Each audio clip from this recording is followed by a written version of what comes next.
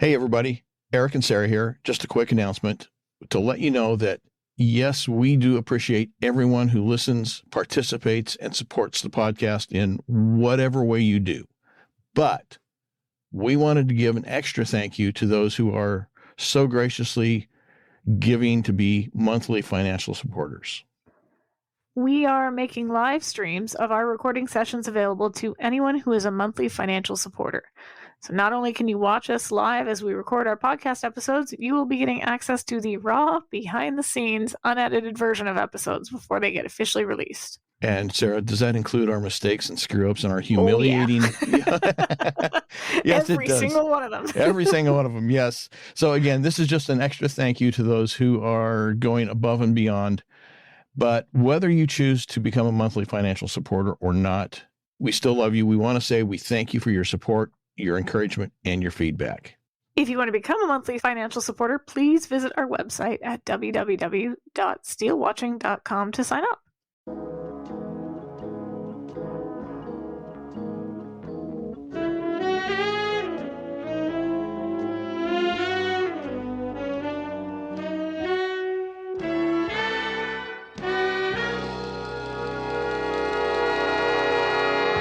Welcome back to another episode of SteeleWatching, which of course is the podcast for Remington Steele fans. My name is Eric. It And is? there's somebody else here too, but she's silent. No. My name is Sara, and I am sore everywhere because we went sledding, and everything hurts because I'm old. Well, at least it only hurts and is not worse than hurts. That's true. That's true. So, anyway, our episode today is Steele Sweet On You, Season 2, Episode 14. It first aired on February 7th, 1984, and was written by a repeat, Susan Baskin. You might know her from Vintage Steel, and directed by Don Weiss. Yeah. What? You have a comment about Susan. I'm going to be a wet blanket in this episode because... Oh, no! Yeah. I wanted to love it, but, like, there's some stuff in here that just I can't get behind. And I'm very confused because she did such an incredible job with Vintage Steel. It's perfect in almost every way an episode could be perfect. And this might just boil down to personal taste, but there's some stuff in this episode that it's weird that it's from the same writer, is all I'm saying. I will be taking applications for a new co-host. Yeah, I know. I'm going to be fired after this. That's odd. And I hope you definitely get into these things as we're going along. But see, to me, Vintage Steel was a home run, but this was a stand-up triple. I thought it was a good episode, a really good episode. So, not as good as Vintage, but still good. Yeah, I would have been like, the hot dogs are good at least. Like, I just, I don't know. We'll get to it, but it's not like it's all bad. It's just there's some stuff in here that I just really don't like for maybe very personal reasons, but it just doesn't work for me. All right. Well, let's get going. I went with the TV Guide synopsis. Sorry. Well, hey, everybody's entitled to be wrong. Oh, ouch. Okay. I'll remember that when the shoe's on the other foot. Oh, no, then it's different. Anyway, sure. Okay. TV Guide synopsis. A murderer attends a dental convention to steal a speaker's prop, which could expose him as the perpetrator, not the victim, of an arson death. Only point of contention, the arson didn't cause the death of the... No, the guy was dead already. Yes, exactly. Yeah. Do we ever find out who he was? Because I don't think we do. That is in my notes. No, we never find out anything about this guy. It wasn't just me. Like, that poor sucker died, and like we don't even get a name. No.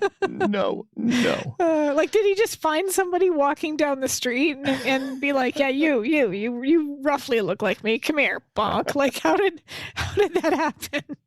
I don't know. Is it the same guy? Yeah. No, we never find Is out. it the same extra that played the dead body in Steel Threads? Is it like, and the guy in the tub? Like, is this a recurring dead extra, or how? Hey, all right. nobody You're looks on at the the ground dead today. bodies, so sure, why not? Yeah, it's probably the same guy. Anyway, the episode starts. We see the exterior of an apparently isolated house, and inside we see a man lying face down on the floor while another man, partially off screen, is standing, gas can in hand, splashing the contents around and on the stricken man. The man with the can continues splashing the contents of the can around as he makes his way to the front door, stopping in the doorway to look around, make sure he isn't being observed, steps out and begins splashing the contents of the can along the bottom of the exterior walls of the house. After he has emptied the cans of their contents, he sets it down, pulls out a pack of matches, strikes them, and then tosses the lit pack onto the liquid he has dumped, which is apparently gasoline, because the thing goes up in flames immediately. And he races away to a car, then in the car races away from the house as it is consumed by flames. The unidentified man inside. Poor guy. Yes.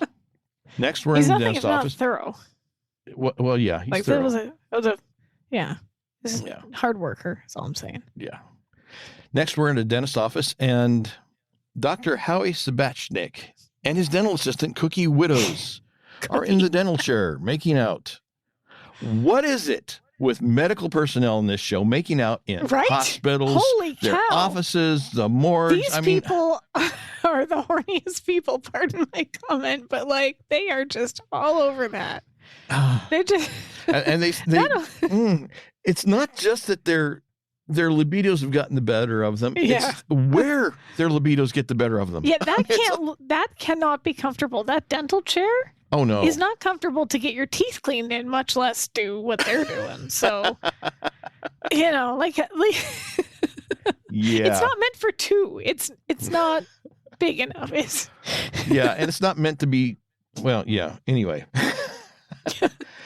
Anyway, as they're enjoying themselves, the phone begins ringing, and Cookie climbs out from underneath Howie, who is telling her that one of these days he's got to do something about that overbite.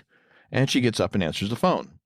It's Frances Piper. She's calling for her husband, Donald. And between deep, short breaths, Cookie tells Frances that Dr. Piper just left, and she's just taking care of some odds and ends. Yeah. And with a bit more anger and disgust than seems to be called for. yeah. Frances retorts that, well, yes, it certainly sounds that way. And then she slams down the phone. Shrugging it off, Cookie hangs up, goes over to Howie and says, "What about my overbite?" And Howie kisses her, tells her that they'll get to it at the convention. Not sure if he's talking about the overbite or what, but anyway. No, he's not. But they'll leave. this is the beginning of a trend in this episode of men. And this again might just be me, but it seems to be that this episode is filled with guys like, we'll get to the chocolate thing, but like, we've got to do something about your overbite. You've just been making out with this woman. You're going to criticize her appearance? Like, I don't know. It just, Mr. Sabachnik is already cheating on his wife. If anything, he just needs to like, just sit down and shut up. I'm just saying. Well, as you're saying that, something comes to mind from a now somewhat disgraced comedian from one of his bits where he says, "The ugly ones are the nice ones." Who's that? Who said that? Cosby. Oh. Ugh. I did say disgraced. I did say disgraced. Yeah, that's a word for him. Anyway, where were we? Yes. They exit the office and head for the elevator. And after they have entered the elevator and the doors close, we see that down at the far end of the hall, a door opens from the stairwell. The man we saw earlier torching the house cautiously steps out. We see that he's holding a manila envelope. He approaches the office door of Dr. Howard Sabatnik and Dr. Donald Piper, pulls out a leather case, removes a tool, picks the lock on the door, and slips in. Does everybody have these lockpick kits? Do Apparently, they sell yeah. them at Walmart? Like, it just seems very common. Amazon.com. And everybody's got, yeah, well, Amazon didn't exist. So.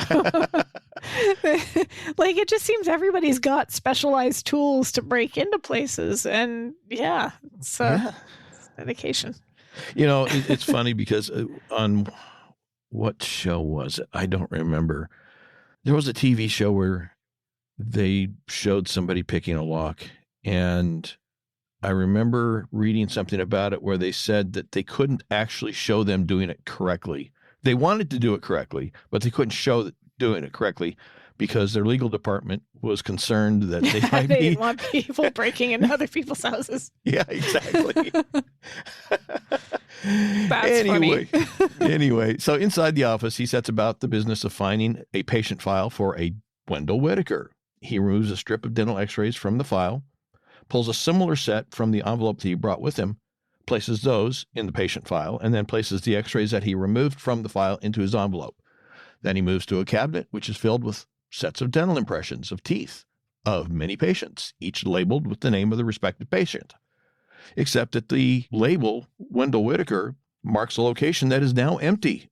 There are no impressions. And a look of concern clouds our suspect's face, who we now can guess is Wendell Whitaker himself. Wendell Whitaker. Yes. So I have a question. Okay. He needs these teeth. He needs these because they're the only things. Wouldn't the actual dead body have teeth, or would it be burned beyond, like, with the teeth? Because teeth are usually the only thing that survive a fire. Yeah, and so what he did was he replaced his x-rays in his with the other guys. file Okay, with the other guy's x-rays so that they would match. Yes. Gotcha. Okay, so yeah, then the impression would be the only thing that could prove him. Yeah. Got it. Theoretically, although people would be able to possibly prove that as well. But have you ever had a dental impression made? You know, for like getting braces or dental appliance. It's funny that you asked that because I've had many of them, but recently I had a bite plate made because jaw TMJ stuff, and you no longer have to bite down into that disgusting gray cement. No, they have a magical 3D machine that they basically just like run it along your teeth with like a little wand essentially. Ooh. And then they can make the impression from that. I didn't get that. Oh. No, I had some. Ouch. Okay, sorry. This does not exist. I'm making this up. Yes. No, I'm not wearing them right now because it interferes with my speech. It causes me to whistle when I speak. But I have partials, and they used the goop. They used the goop. Yeah, no, I didn't have to use the goop. It wasn't as bad as it was when I was a kid, and I got braces. But I mean, it was still goop. No, they did this like 2 months ago, and it was like a little wand, and they had this. They just run it over your front teeth, run it over your bottom teeth on the inside, and then a couple days later, they had a bite plate made for me, and it was all nice and no goop involved. You're so lucky. Sorry. That goop, every time they did that, I would just gag. I know, it goes right to the back of your throat, and it's awful. Exactly. It's awful. Yes. Yeah. Anyway, next we jump to the office. Canada, I guess you can get it made goop free. Anyway, next we jump to the office. Mildred is busy watering the plants when Laura arrives. She's barely in this poor episode. Yes, she is. That is true. Anyway, after the two greet each other, Laura asks if Mr. Steele is in, but no, there's somebody in her office waiting for her, though. Didn't give her name, just came in, asked for Laura, sailed into the office as if it were her own, and did mention that the ficus needs watering.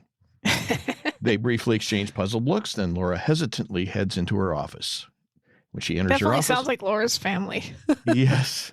She discovers that her unnamed visitor is Frances, her sister. They exchange hugs and greetings, and then Laura says that she didn't know that Donald and Frances were coming to Los Angeles. Frances cheerfully explains that Donald had one of his conventions, and since she was exhausted having just finished doing the den, she left the housekeeper with the kids, traded Peggy Burke her day at the carpool, and just flew out here. Wow. I mean, I'm sorry, but like, I would love to be this privileged. Like, I'm jealous of Frances because, like, she's just like, you know what? Her housekeeper. This woman's not a babysitter.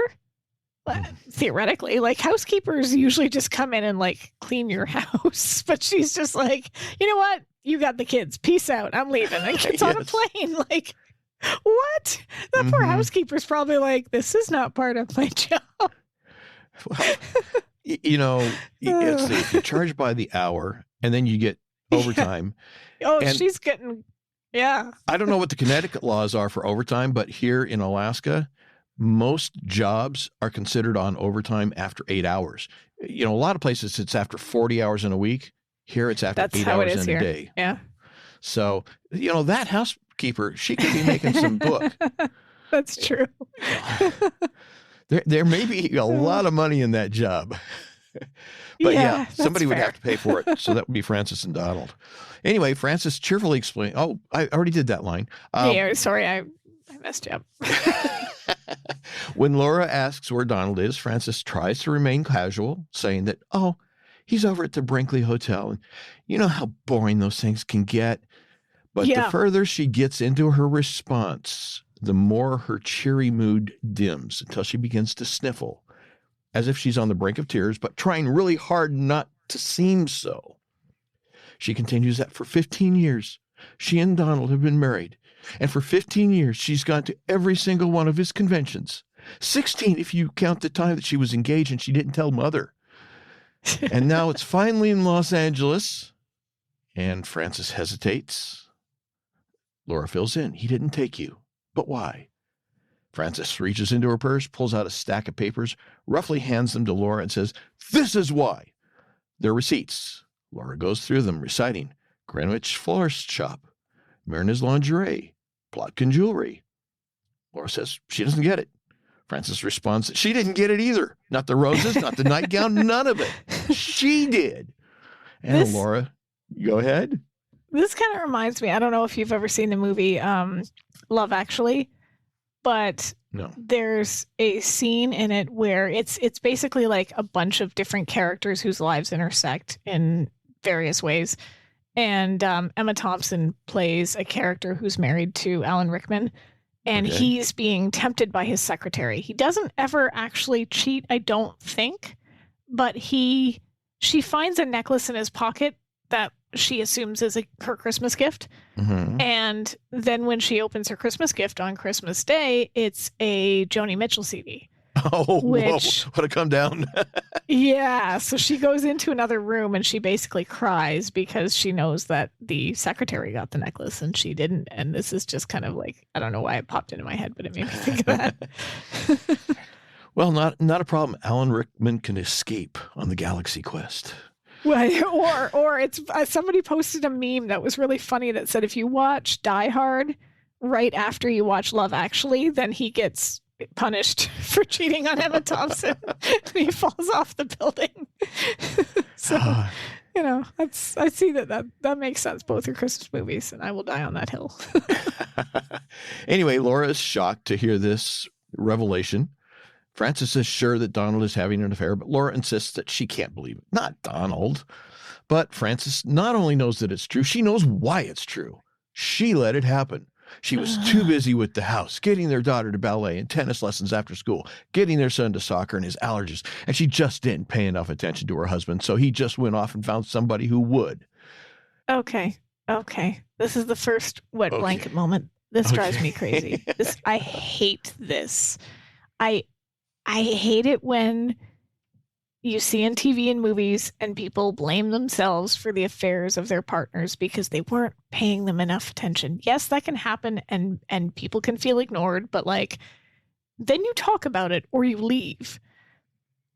Cheating is a choice, and I don't know, this just bothers me. This whole housewife blaming herself because she wasn't at her husband's beck and call every second, and so then he found somebody better because she says she was too busy taking care of their children, taking care of their home. I'm sorry, that's work too.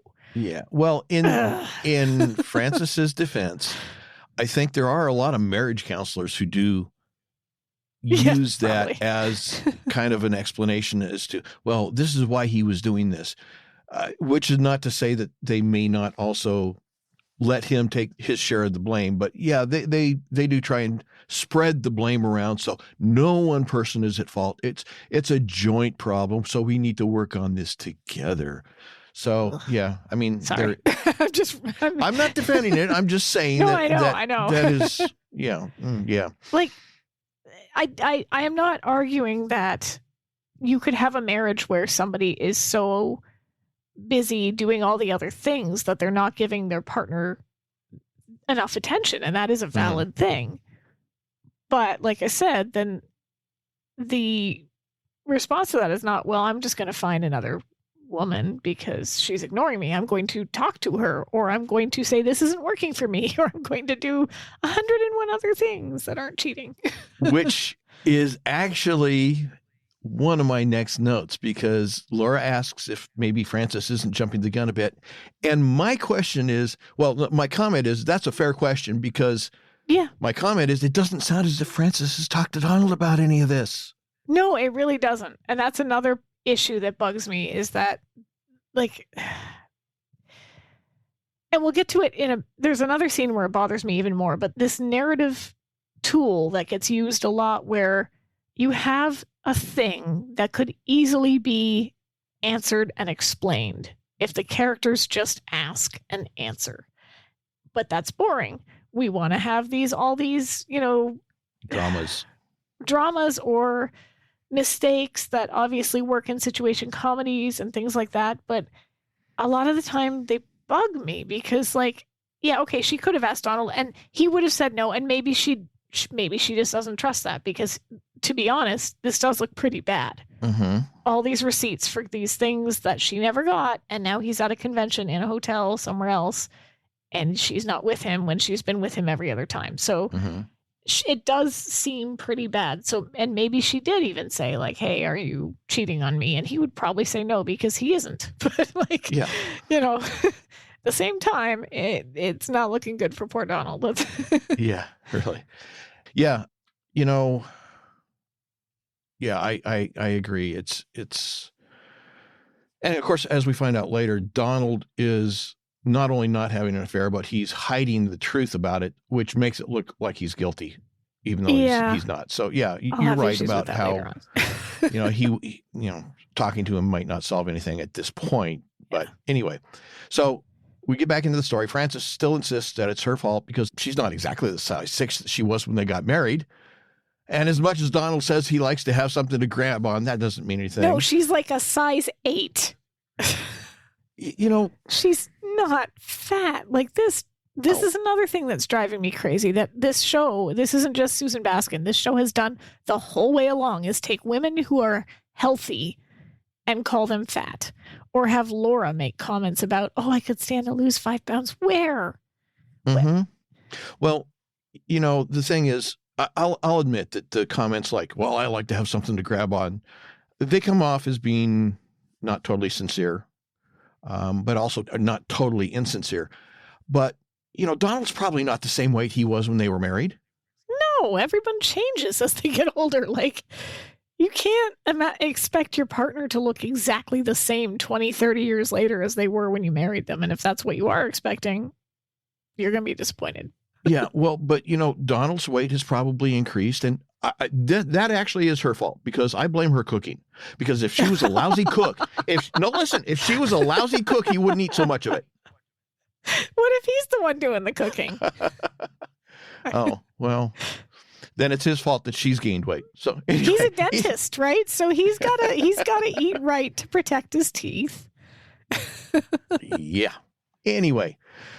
So when Laura insists that Frances looks wonderful, she dismisses it as simply Laura being nice. And then she says that their mother was right and that Laura should be glad that she doesn't have someone special enough in her life to break her heart.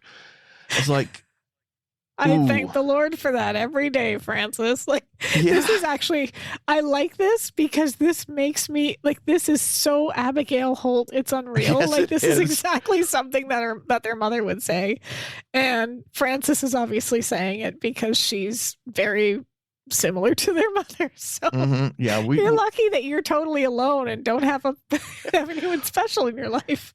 Yay. Yay. Go me. So anyway, as Laura rolls her eyes at being congratulated at being so lucky. As to be a loser in love, as you said. She could never relate to a loser in love. Yes. She urges Frances not to convince herself that it's Boomtown all over again. And of course, Frances is confused by the reference. So Laura begins to explain. MGM, 1940, Clark Gable leaves Claudette Colbert for Hedy Lamarr, and she suddenly stops, astounded at herself. And Frances is astounded, saying that she didn't realize that Laura was so interested in movies. And Laura tries to laugh it off, saying a friend of hers got her into them. And then she hands Frances her car keys, telling her to go to the loft and wait while Laura goes to the hotel and tries to see what she can find out. Frances agrees, then asks Laura to be sure and tell her that whatever she finds out, she's going to give it to her straight, right? But Laura doesn't really answer that question. She just says that in Boomtown, Claudette Colbert ends up with Clark Gable. So this seems to satisfy Frances. On their way out, Laura tells Mildred they'll be out for a while on official business. No, there isn't a phone number where Mr. Steele can call if he should want, which perplexes Mildred. And in fact, the entire thing still perplexes her since she hasn't a clue as to who, what, where, when, or why. She's got no clue. No. And it's funny because if this were Bernice would probably know who Frances was when she came in the office because she knew Laura's mother. Right. So it's kind of funny to see Mildred sitting there going, what is going on? Well, of course, Mildred hasn't been with the agency nearly as long as Bernice had. True. So True. Very likely that none of Laura's family has had opportunity to drop by and visit. So, yeah. Anyway, at the hotel, Howie and Cookie are, Howie's checking her overbite. Only this time, at least they're in the bed. Yeah. And in the middle of the examination, there's a knock on the door. It's Donald. Howie opens the door wearing only his underwear. Cookie in the bed wearing... This is so painful on my eyes. Like the worst short shorts ever. Oh. Cookie's in the bed wearing what at this moment appears to be a skimpy teddy, although later we see that it's actually a full-length nightgown. So obviously the examination of Cookie's overbite hadn't progressed too far yet. Anyway, no, not yet. Donald quickly analyzes the situation and is immediately upset, declaring that it's unbelievable that he can't leave the two of them alone for a minute. Howie tries to defend himself, claiming he was working on the paper, but he got carried away with the material. Okay. They are delivering an academic paper at a dental convention. Supposed to be. They don't have it written before they go? Well, Howie was distracted. It's no excuse. I'm going to say the same thing I tell my students. Deadlines are important. You can't go to an academic convention to deliver an academic paper. And I know how these things work because... as a Comic-Con goer, but also as somebody who has been to some of these, not dental conventions, but you have to submit those papers ahead of time. They don't just call you up and say hey, can you write about something? And it's cool. You just deliver it when you get here. You have to get it approved. Well, the entire paper or the topic? I know the topic has to be approved. Yeah, but you'd at least have to send an abstract so that they know what's going to be covered. Because if you've got an academic convention or a convention of say medical, doctors or whatever, you don't want people delivering a paper on the same thing. You could have two Tic de la Rue papers, for example, but maybe one's talking about one aspect of the condition and one's talking about another. So it's fine, but you'd at least have to they've got nothing. They've got a sentence. They don't even have a sentence. Not at this point. Tic de la Rue is an interesting... I'm sorry. They're not prepared. Their homework is not done. It's not okay. I mean, you could blame Howard, but Donald's also involved in this. Where was he? Well, you see, and that's another thing. Why is Howie writing the paper if Donald is going to present it?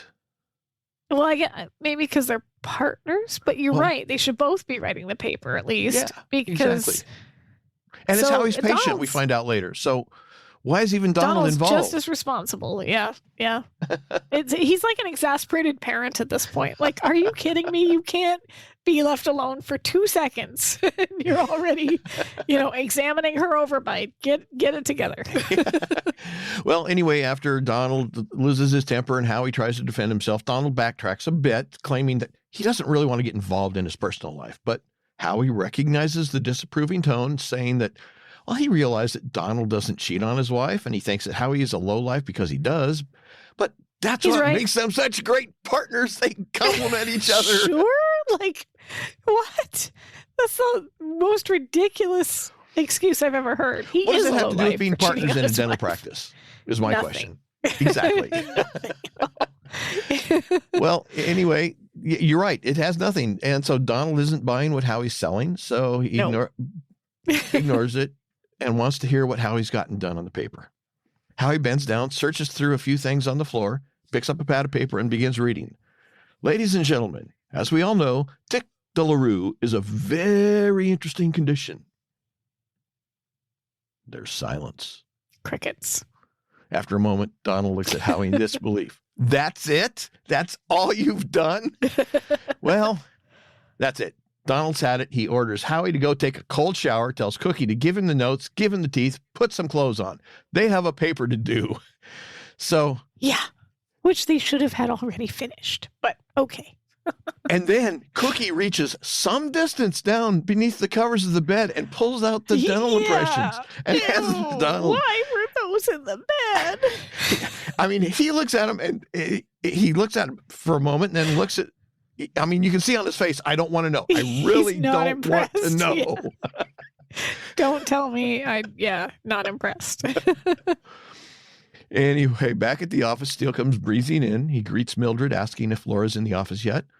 Come and gone. New case that arrived this morning. Didn't say where she was going. Didn't leave a phone number. Didn't leave a message for Steele.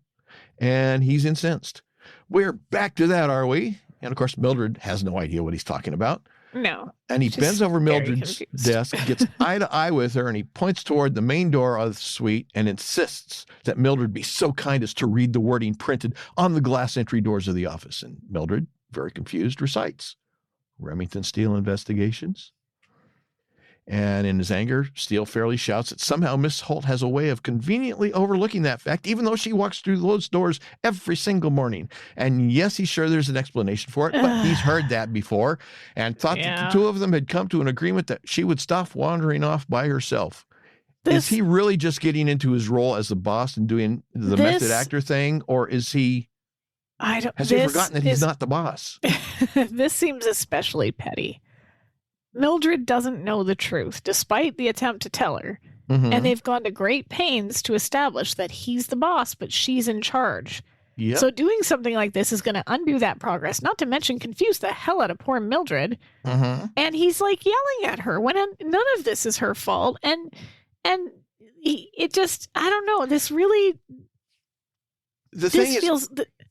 It doesn't, I mean, he's not the boss and he knows that. No, so he knows that. He's not only is he totally out of line and taking this attitude. Way out of line. But, it's like he's playing to an audience that doesn't even know that he's playing to them. He's working poor Mildred up to think that he's going to fire Laura, which is ridiculous. And what is the point of getting Mildred so upset? Like and then maybe this is one of the issues that I have with this episode, is that she wrote so well for season 1, Mr. Steele, and this feels like season 1, Mr. Steele. This feels like classic season 1 kind of jerkish hijinks that he does, this childish pettiness that he sometimes exhibited, but has sort of grown out of in this season, right? He hasn't, I mean, he's had his petty moments and his childish moments in this season for sure, but like, this feels very backslidey. This does not feel like the Mr. Steele of season 2 that we've come to see. And you're right. He's playing to an audience that is not aware of the performance. And so it just feels like he's trying to punish Mildred for something, which is not Mildred's fault, and make Mildred think that Laura's about to get, I don't know. I don't like it. I don't like it. It just doesn't seem, it just, Yeah, it's not right. It's Yeah. not character. The only thing I can think of is that maybe the original outline for this story was written for a season 1 episode, and it was just updated and revised Maybe, for yeah. season 2. But yeah, I mean, he's definitely out of line on this. And like you said, Mildred's getting concerned that he's going to fire Laura, and she tries to defend Laura, saying she's a hard worker, just give her one more chance. And it comes out that Laura probably took off in the limo, so Steele tells Mildred to call Fred on the phone. After all, they can't have her wandering off by herself on a case. Far too inexperienced, he says. Far too inexperienced. I want to punch him. I'm sorry, but I do. Like, he deliberately undercuts her, makes her out to sound as if she's incompetent to Mildred, who already worships him. Yeah. All he had to do was come in and say, "Oh, she's gone. Can you contact Fred and see where she is so I can meet her there?" Like, he didn't have to do this outrage yelling thing. Mildred would have done it for him. As a easily. boss, he could, even if he was the boss. Yeah. And this situation had happened, there were several different ways that he could have handled it much more professionally, much more maturely, much more rationally. So, yeah, you're right. I'll agree with you on that one. Okay, it's not a stand-up triple. It's a slide into a third triple. Anyway, at the hotel, Laura's walking across the lobby at the events area of the hotel, and she approaches a pair of desks with banners hanging from the ceiling. One reads, "Welcome, Dentists of America." The other reads, "Welcome to the 5th Annual Chocolate Convention."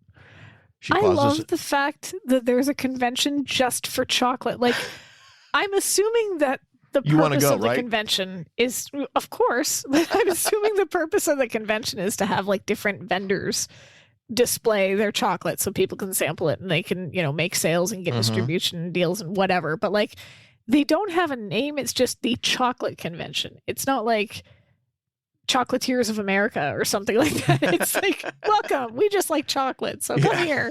I'd be like, and it's right beside the dental convention, which is even funnier. So I got to give her kudos for this part, because you've got a chocolate convention and Dentists of America, two very diametrically opposed ideas. You've also got the fact that you've got a dental assistant named Cookie, which is kind of funny. And then we'll get there later, but when Steele gets his little badge for Dr. Stanley Bridges, a bridge is a dental procedure as well. So I don't know if that was intentional, but it kind of seems like it was. So anyway, Laura stops a short distance from the registration desks. Her focus is on the Chocolatiers banner. And she, of course, is immediately set upon by a contingent of young ladies, all dressed in costumes, each representing some sort of chocolate candy. And each is carrying a tray of chocolate candies. They ask her if she would care to sample some of their chocolates. She hesitates and haltingly and very uncomfortably says, no, no, thank you. And she puts her hand to her throat and runs away. She walks up. This doesn't work for me. It doesn't work for you? No, I'll get into why later, but the whole chocoholic thing, I think, is what really bothers me about this episode. Okay. I know that so many people find it funny. I just don't like the way I think it could have been done a way where it was funnier, but to me it just seems, anyway, we'll get there. Okay. All right. Anyway, she ran away with her hand to her throat, and then next we see her walking toward the hotel registration desk with her hand on her stomach. At the desk, she gets the room number for Dr. Donald Piper, and after she leaves, Wendell comes to the desk and asks for the room number for Dr. Howard Sabachnik. And they're just doors apart. Adjacent rooms, actually. Yep. Up in his room, Donald is dictating. Dick DeLaRue, also known as astrogeminal neuralgia. I'm glad you're saying this. Yeah. Estrogen. And now, see, I almost had it. Now you screwed me up. Sorry. Astrogeminal neuralgia, manifesting in severe bouts of brief lacerating severe brief lacerating pain and distribution of one or more divisions of the 5th cranial nerve. Now, I got to say, Susan Baskin did a beautiful job here of conveying what will be important information later in the episode. I agree. But she presented in a totally natural way that doesn't seem like a setup. It isn't stuck in there in a way that's incongruous and drawing attention to itself. And then when it does come into play later, it's information we've already been given, and it doesn't have to be suddenly magically revealed, like some cheap shortcut or a detail that was unfairly held. So I looked it up too, and it's spot on because, like, from everything I read, it's almost word for word the same. Even now, like, there's been no progress apparently in this condition, and it's supposedly one of the most painful things that can happen to you is to have this condition, and it comes and goes. So I agree with you on that. Yeah. So she did a great job on that. Anyway, as Donald is dictating, Cookie, still wearing her slinky nightgown, although now also covered by a robe, although the robe's not really providing much additional covering of the not quite eye-level material that Howie had gotten carried away with earlier. She's stretched out on the bed taking notes, and as he's dictating, he's pacing, and he's also holding the dental impressions. There's a knock on the door. It's Laura. Donald and Laura enthusiastically greet each other until Laura catches sight of Cookie. And Laura is stunned. Donald is horrified. He rushes over to Cookie, pulls up her robe in an awkward attempt to cover her up. That's not going to help. That's not going to help. Well, at least he made the effort. Anyway, Donald introduces her to Laura as his assistant, and Laura comments that she's sure that Cookie's quite helpful. And still holding up Cookie's robe, but trying to get control of the situation, Donald suggests, let's go have a drink downstairs. And Cookie, perhaps a little too eagerly, says, I'm ready anytime you are, Doctor. Yeah. I like as well when, she's sitting there like, I don't know if she is interested in Donald at all, but it's very suggestive the way she says that. I think if it's male and it's breathing, she's interested. That's the impression I get. And would she have gone down in her robe because she says, I'm ready whenever you are? Like, well, it kind of sounds like it. I guess from what we see of the convention later on, it wouldn't necessarily be poorly received. No. Anyway, Donald responds to her to take 5, Cookie, Miss Widows. Yeah. And so Cookie leaves Howie's room, or leaves Donald's room, goes to Howie's room. Laura and Donald leave the room, and they're headed for the elevator, not talking. Donald still has the impression in his hand, which is interesting because throughout the entire episode, somebody is holding that thing, carrying it with them. Holding the teeth, yeah. Anyway, as they're waiting for the elevator, Donald begins unsuccessfully to try and defend himself. Well, the elevator arrives, they get in, and at the same time, the other elevator arrives with Wendell. He cautiously walks to Howie's room and knocks on the door. Cookie answers, surprised to see him. Wendell pulls out a revolver with a silencer. When will Hollywood ever learn? I was waiting for that. and he shoots Cookie. He enters the room, closes the door behind him, and we can hear Howie singing, Everything's Coming Up Roses, in the shower. He doesn't get to say roses, though. He's shot before he gets because that's exactly what I've got written down. I've got written that Wendell moves into the bathroom where billows of steam are coming out of the shower, and we never find out if everything really is coming up roses for Howie, because just as he's coming up to the big finish of the song, Wendell opens the door and shoots him. I always think whenever I hear that phrase, because there's an episode of The Simpsons where Milhouse says, everything's coming up Milhouse. That's what enters my head for that phrase, not everything's coming up roses. Yeah. Yeah. But you saw my notes. Anyway. Oh, did you write that? Did you write that? Not the okay. But about how he never gets to finish the song, and we don't know if everything's coming up roses for him. But anyway. Or Milhouse. We don't know what everything's coming up at all. Yes. Next, we see Wendell is tearing up the room in search of the dental impressions, which are now in Donald's pocket. And he's picking up papers and file folders and even looking inside of those file folders. Does he really think that they could be in there or underneath them? I mean, it would be obvious Your if they guess is aren't. As good as mine. Yeah, it's kind of silly. Anyway, so he spots the door between Howie's room and Donald's room, and he slowly opens the door, peers in, and finding no one in the room, proceeds to continue his stupid search techniques in this room. Yeah. And of course, he doesn't find the impressions, but he does find a photo of Donald and Frances sitting prominently on the dresser. So now he has someone else to look for. Down in the lobby area, Donald, still holding the impressions, is trying to explain the situation to Laura, insisting that it isn't what she thinks. Now Laura sums up the situation as she sees it. You mean what looks to me like a half-dressed woman on a half-made bed in the middle of my sister's husband's hotel room is not what I think. And Donald's response is essentially, yes, exactly. Now you get it. Okay, this guy's a little bit dense because he really thinks that she's getting it. And of course, this is one of the things that, this is what I was saying, where you have a situation that could be easily explained in a story, right? And instead, they don't have the characters just come out and say what could easily dissolve the situation, right? Like, I get that he's trying to protect his friend, but his marriage is in jeopardy now. Well, but he doesn't understand that. He doesn't realize that. He thinks he's still working to protect his friend. I don't know. This just bugs me because it would have taken one line of dialogue for him to say, Cookie is with my partner Howard. I'm not cheating on Frances. I didn't want her to see it. I didn't want her to know we're friends with Howard and his wife. Could you keep this quiet, please? Like, that's all he'd have to say, and everything would be fine. Laura could go back and say to Frances, no, Donald's not cheating on you. End of story. But no, they go around in these circles, and it's supposed to be funny, but it just drives me nuts because it would be so easy to explain, and he just doesn't. Yeah, but as they said in the couple episodes back, why don't they just shoot the horses? Because then we wouldn't have a movie. Yeah. Well, I don't know. I just like this technique, and it doesn't just happen here.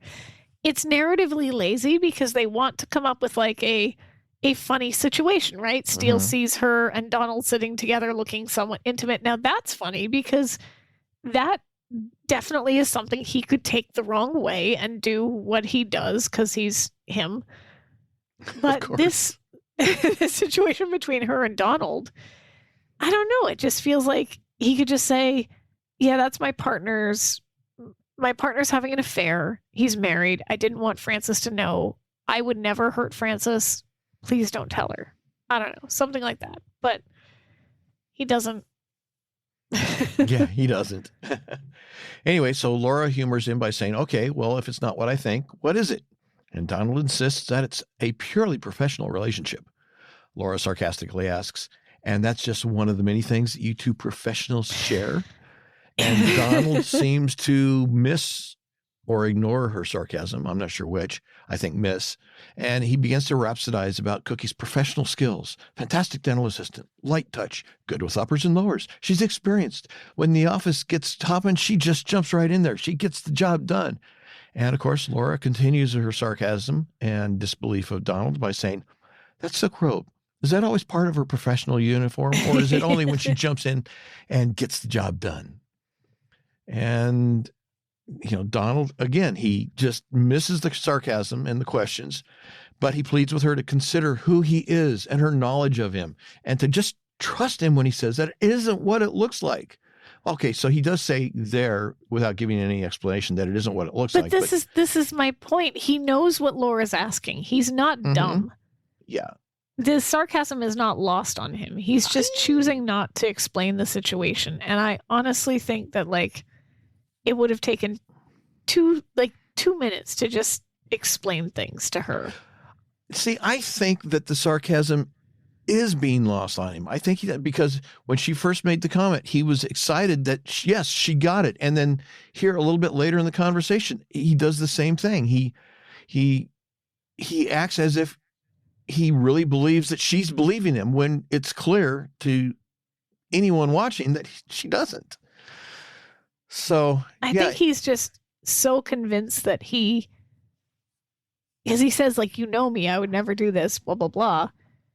And that only goes so far because I trust my husband implicitly. But if I found a bunch of receipts for flowers, lingerie, gifts I didn't get, and then we were supposed to go to some sort of event that we always went to and he decided not to bring me, and then somebody I know, say a family member, found him in a room with a half-naked woman, 2 + 2 = 4. So although sometimes it does equal 22.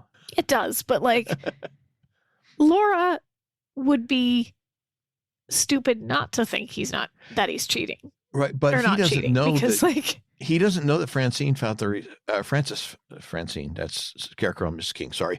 He doesn't know that Francis found the receipts. even without it, she's not dressed on his bed. Like, But it's nobody not does what that it looks with like, their dental and he assistant. thinks Laura believes it. So anyway, yeah. So, and as you said, they start having this, what seems to be from an observer's point of view, intimate conversation. Part of it is he reaches up and places his hand alongside her face. It kind of the gesture of a parent or an older sibling trying to reassure a child or a younger sibling that, no, there's no monster under the bed. And of course, Steele has just wandered into the hall in search of Laura and spotted her just in time to see this, as you had mentioned. And the conversation between Laura and Donald continues, with Laura in a very flat and somewhat accusing tone of voice asks why he didn't bring Francis. And of course, from another direction, Wendell spots Donald and Laura and hides behind a shrub to observe. And he sees the dental impressions in Donald's hand. And then it jumps back to Laura and Donald, where Donald tries to explain that, yes, maybe he's being a bit protective, but he can't expose her to what goes on at these conventions. And lately he's noticed an alarming trend among some of his colleagues. Their eyes are beginning to wander from home. I'm going to roll my eyes very heavily here because, like, he treats her like a child throughout a good chunk of this episode. Some of it comes later on with the chocolate, but, like, I didn't want to expose her. Like, she's a grown woman. That's silly. I mean, obviously he doesn't. The truth is that he didn't want her to know about Howard, but, like, she doesn't.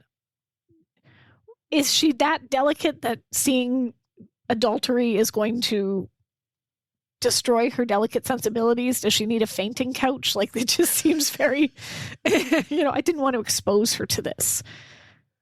Well, yeah. That could be an excuse, to be fair, because, like, he doesn't want. The truth is that he doesn't want Francis to know about Howard, but just saying it that way just kind of, like, felt very condescending. Like, I didn't want to expose her to this. Like, some of the men's eyes and also they're all men. This entire dental convention, there's no women dentists. Do they not exist? Well, and part of his comment may just be the fact that if he brings his wife, maybe his colleagues would consider her fair game, and he's concerned about that. I don't know. To be fair, that one's not out of the question, as we see later on.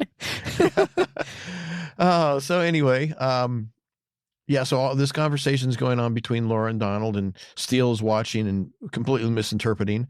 Donald assures Laura that he loves his wife and that sort of thing. Sorry, hop back a minute. After his comment about their eyes beginning to wander from home, Laura asks, and her tone is still accusing. She places her hands on his knees and asks how his eyesight is. And I like that. How's your eyesight, Donald? Donald assures Laura that he loves his wife and that sort of thing doesn't interest him. And Laura says, of course, how silly of me to have thought otherwise. And it's clear Laura's not buying it. But again, I go back to Donald is totally missing her sarcasm because he has the obliviously blind trust and faith of an innocent man. So he touches her chin and says, thank you. See, I knew that you would understand. Right over the top of the head. Sarcasm, he missed it. I'm going to stand on that. I'm going to stand on that and die on that hill. You're going to die on that hill? Okay. So anyway, he bends forward and gives her a kiss on the cheek, which, of course, Steele, watching from a distance, misinterprets. And in fact, that part's funny. I enjoy this part. He misinterprets the entire situation, and he has this look of shocked disbelief on his face.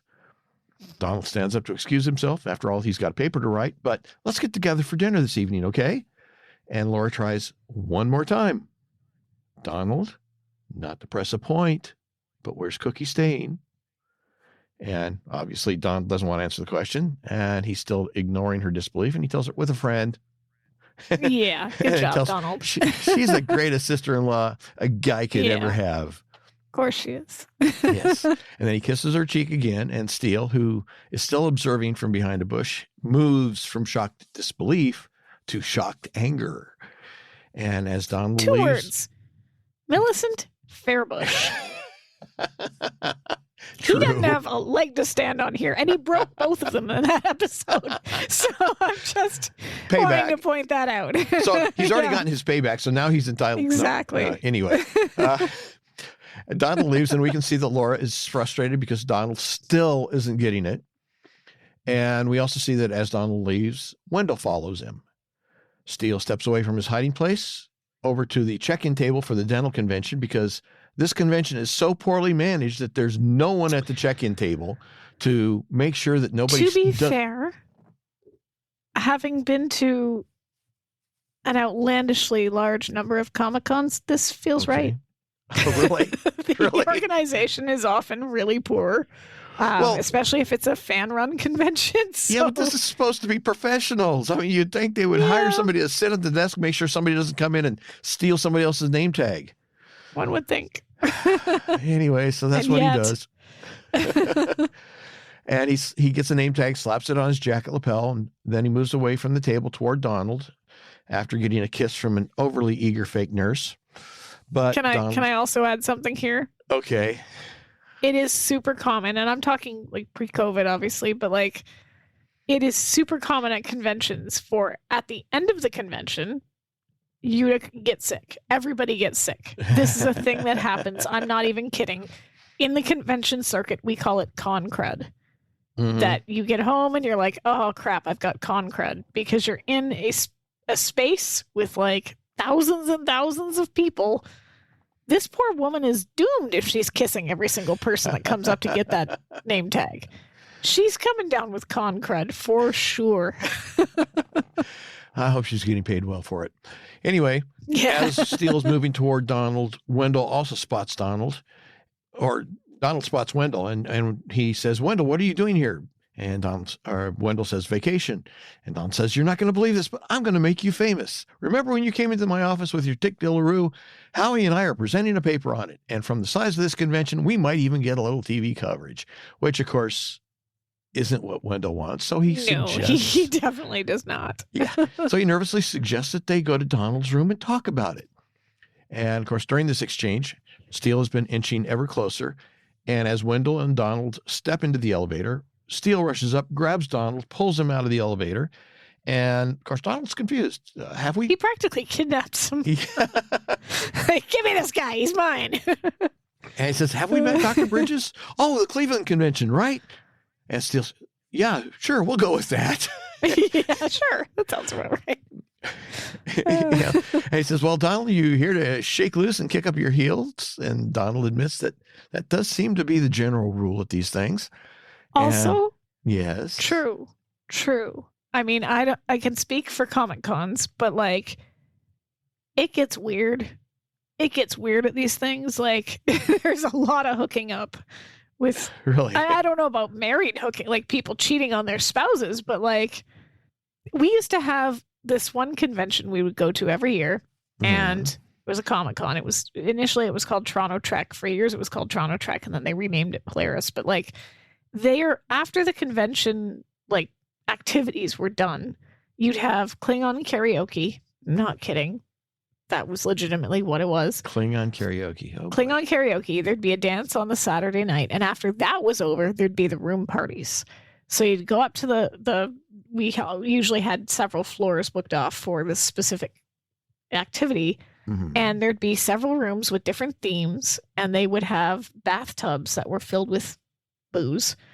And you would deposit a little donation, $5, whatever. You'd go in, you'd help yourself to whatever's in the tub, and we don't know what it is, but help yourself. Actually, in some cases, you didn't know what it was. Some of it was just mystery liquor, and so and this would go on till about 5 or 6 a.m. You'd get up then again around 8-ish because you'd want to get going on some of the panels and guest talks and autographs, and you would not get any sleep for 2 days.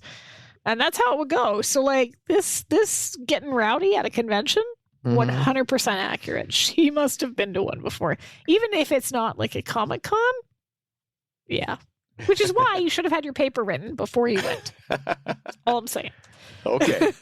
Well, anyway, after Donald admits that this sort of behavior does seem to be the norm, Steele lightly suggests that, one could always look up long-lost family or friends.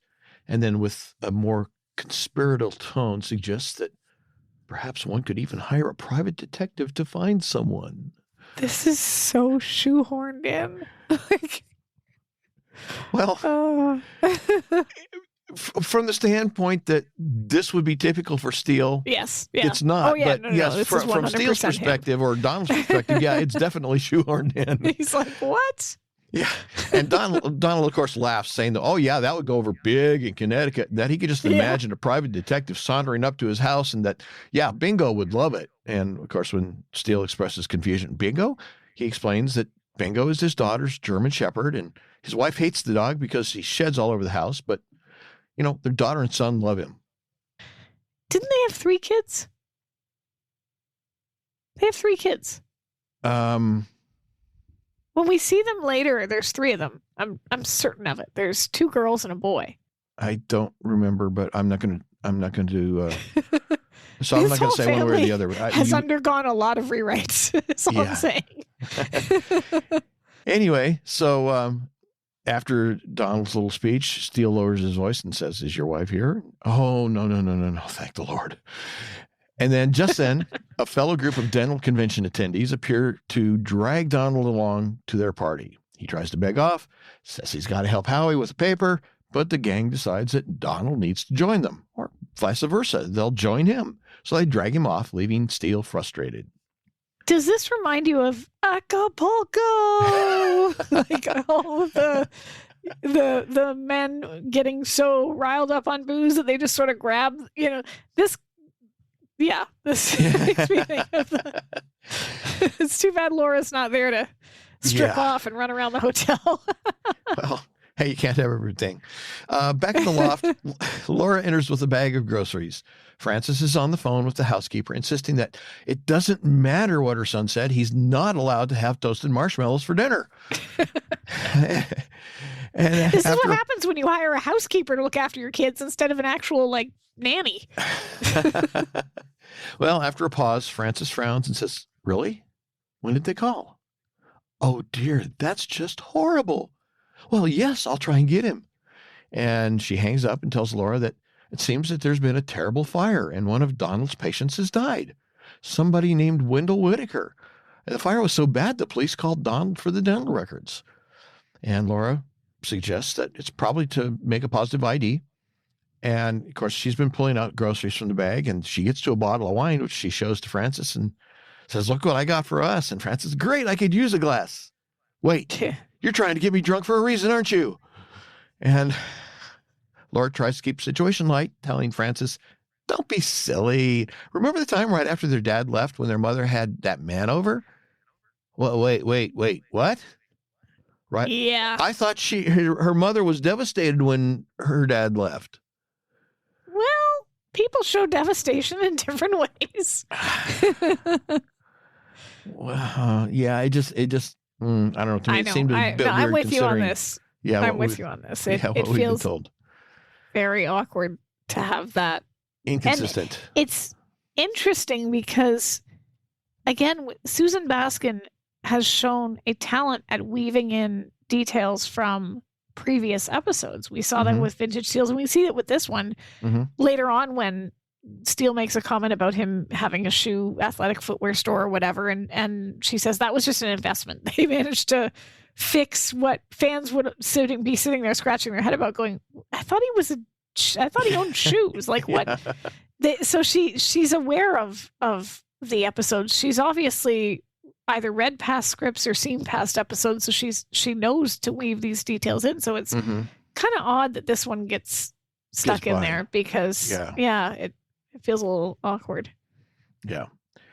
Well, anyway, Francis recalls the incident and cynically comments that Laura spilled red wine all over the carpet, and did Francis ever get it for not watching Laura?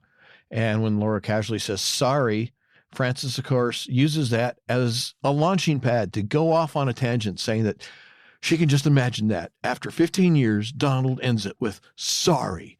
And she's sure that Laura saw Donald and that he told her that they're finished. And Laura tries to assure that that's not the case, but it comes off a bit disingenuous. Yeah. Yeah. And then there's an exchange between the two that I think is really very interesting. And like this. Rather than try to discuss it, or rather than try to summarize it and then discuss it, I'm going to just play the audio clip, and then we can discuss the implications afterwards. So here we go. Okay. Come on, I know what you think of me, Laura. I mean, after all, what am I? Just a typical suburban housewife, 2 kids, a mink coat, and a station wagon, right? Frances, you're my sister. You're bright, you're beautiful. Oh, I don't see you quitting your job and signing up for carpool. I don't want to quit my job. But that doesn't mean I've ruled out a husband and family. Did you ever tell Mother that? And see my name plastered in the yellow pages? Come on, Frances. Come on, Frances, what? You don't want to tell her because it's something she wants you to do. The only thing I know my mother has wanted me to do all my life was be exactly like you. All my life I've heard, why can't you be like your sister Frances?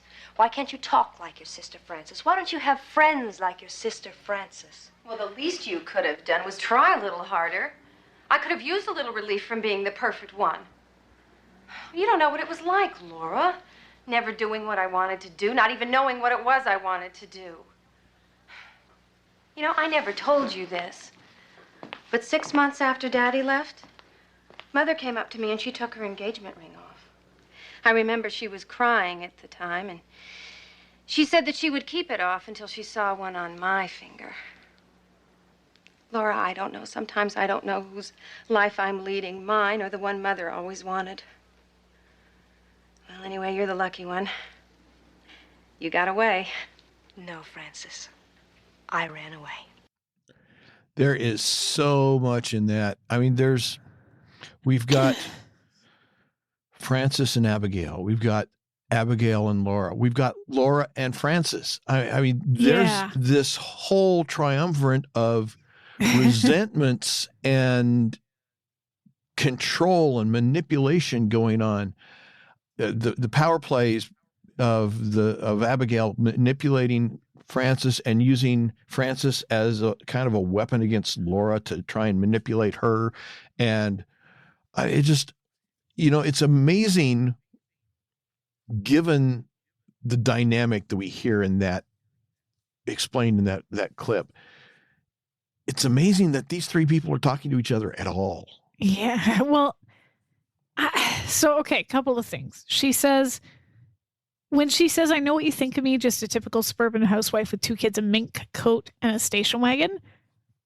Suburbia has changed because, I don't know too many people out there with mink coats. So, she's doing well for herself. But, the thing that caught me was she says, I don't see you quitting your job and signing up for carpool. And Laura says, I don't want to quit my job, but that doesn't mean I've ruled out a husband and family, which coming on the heels of Blood is Thicker Than Steel is an interesting comment. So again, it kind of shows, I think, that Baskin is paying attention to what has come before, even if it's still episodic.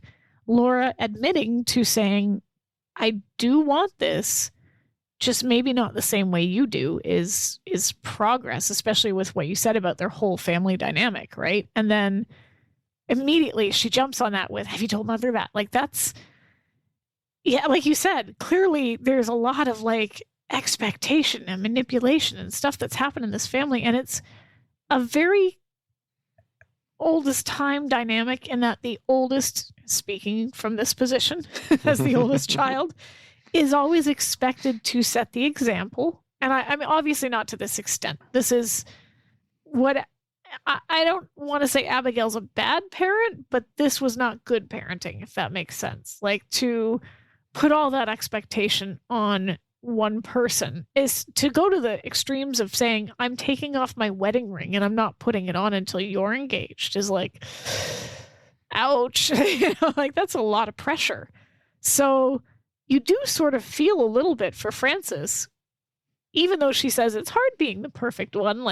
You're just okay. Guarantee you're not perfect. But you do, you do sort of feel a little bit for her in the sense that she's obviously been expected to uphold a specific image. And we've seen that from Abigail when Abigail said something like, I couldn't tell Frances about this. She's so happy.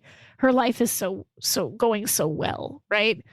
And then Laura, I love her comment of I didn't get away, I ran away. because she did not want to fulfill that expectation of her. She didn't want to be the perfect child that her mother expected her to be. She wanted to forge her own path, and she did it, but she did it at the expense of her family, which is sad, right? She obviously doesn't have much contact with them because every time they show up, she's uncomfortable with their presence. Yeah. Well, the thing is that we already knew that Abigail was a somewhat manipulative person. Oh, yeah. Although in the past episodes, it was treated with a little more lightness and humor. Yes, it was treated as funny. Yeah. But yeah, here it's definitely presented as a far more serious situation, complete with frustration and the emotional damage. And,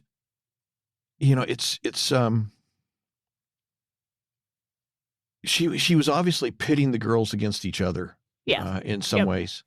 And so I think in that respect, it is surprising that Laura and Frances are still on, not only talking to each other, but apparently on as good a terms as they seem to be at this point.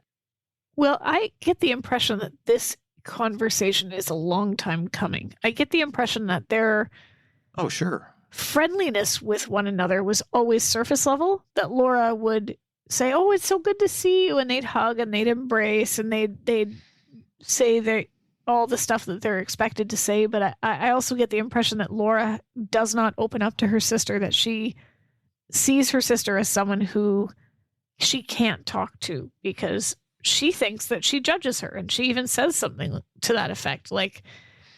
And so does Frances. Frances assumes that Laura judges her because she says, "I know what you think of me, that I'm just this suburban housewife." And both of them are assuming that the other is judging their choices or their path, when in reality, Abigail kind of set it up that way, well, as you said. And Abigail, I'm sure, if she didn't blatantly tell each one of them that the other was kind of judging them, she kind of... Yeah. led them to those conclusions. But also, your comment about the final line there, "You got away. No, I ran away." It's Frances. I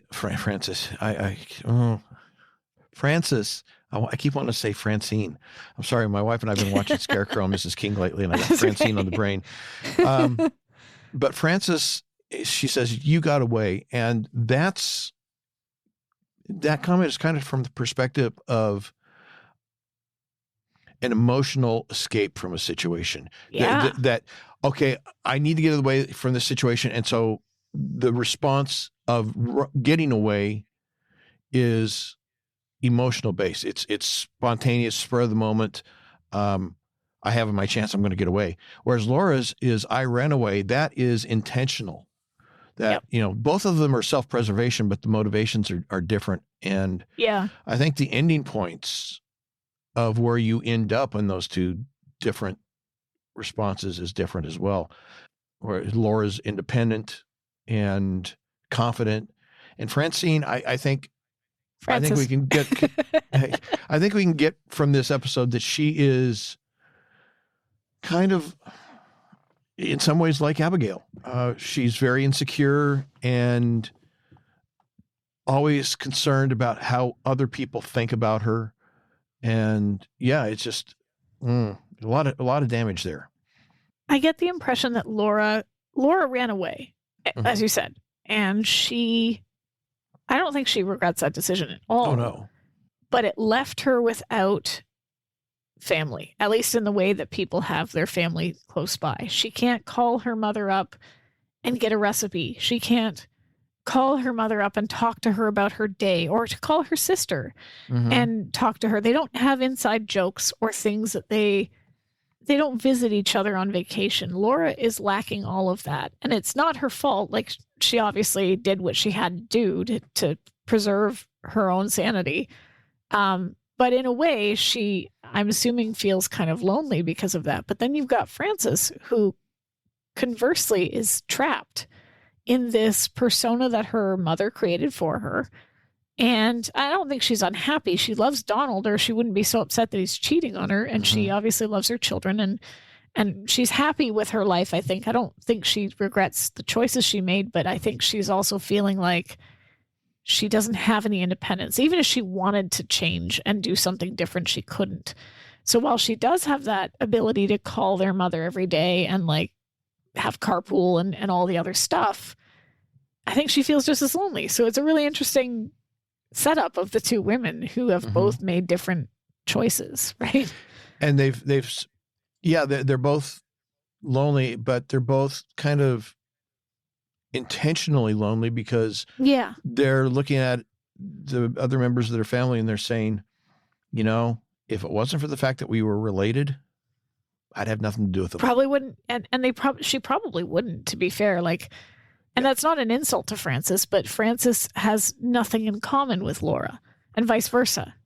And it's not that they necessarily dislike each other. It's that they don't like each other, which is not the same thing. You know, I agree. To say I don't like you is a neutral feeling. I have no positive feeling toward you. To say you dislike somebody is an active dislike. I think there's just no feeling there. As you said earlier, it's all surface, but underneath it's like, I could take her or leave them. They're very much strangers to each other in the sense that they can't wrap their heads around their lifestyle. Mm-hmm. Yeah, they don't understand each other. Anyway, so after this conversation happens, the door buzzer rings. It's Remington, and Remington and Laura exchange insincere greetings.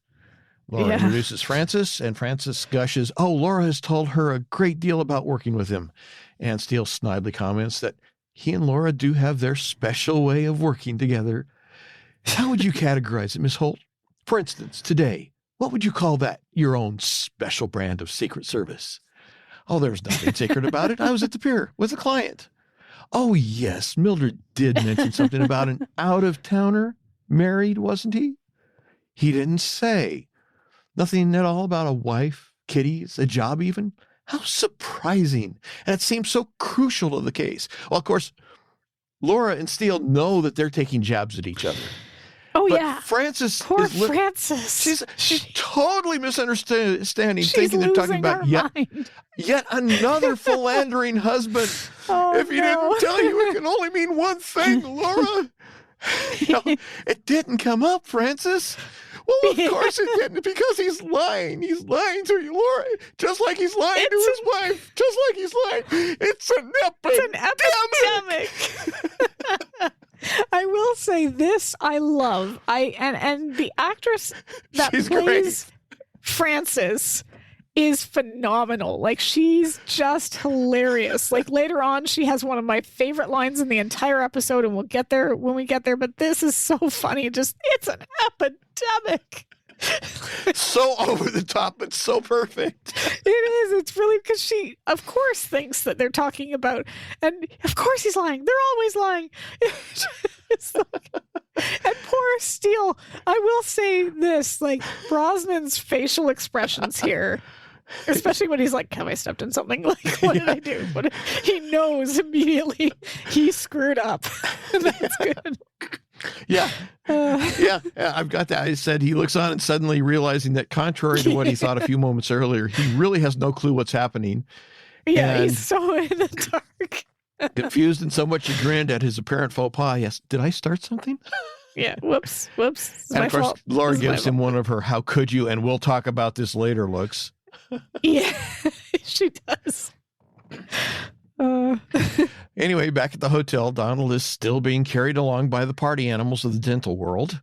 They arrive at Acapulco. They arrive at Donald's room, and he manages to wave them off, insisting that he has work to do. And he enters the room alone to find it totally trashed. He is beside himself. He rants, calling Howard and Cookie animals. He begins banging on the adjoining door and shouts, "What's the matter? One room wasn't enough for you? Look, Howie, there's a spot on the wall you missed. Why did you come in and finish it?" He goes over to the bed, starts picking up things to try and straighten up. Yeah, like that's going to happen. And he finds the picture of him and Frances on the floor under the bedspread. Well, that's the last straw. Setting the picture and the dental impressions that he's still holding on the top of the desk, he hollers, That's it, Howie. I don't care what you guys are doing. I'm coming in. So he crosses to the adjoining door, strides into Howie's room, and he hears the water still running in the shower. You can't believe it. The guy's still in the shower. Yeah. That's very bad for you, Howie. And he crosses to the bathroom, opens the door where he finds more than steam in the room. Yep. And then we see that he calls Laura. And there's something of a panic in his voice, understandably. He tells her, you got to get over here. And Laura cautiously asks what happened. And he's desperate. Too late now for questions. Get over here right now.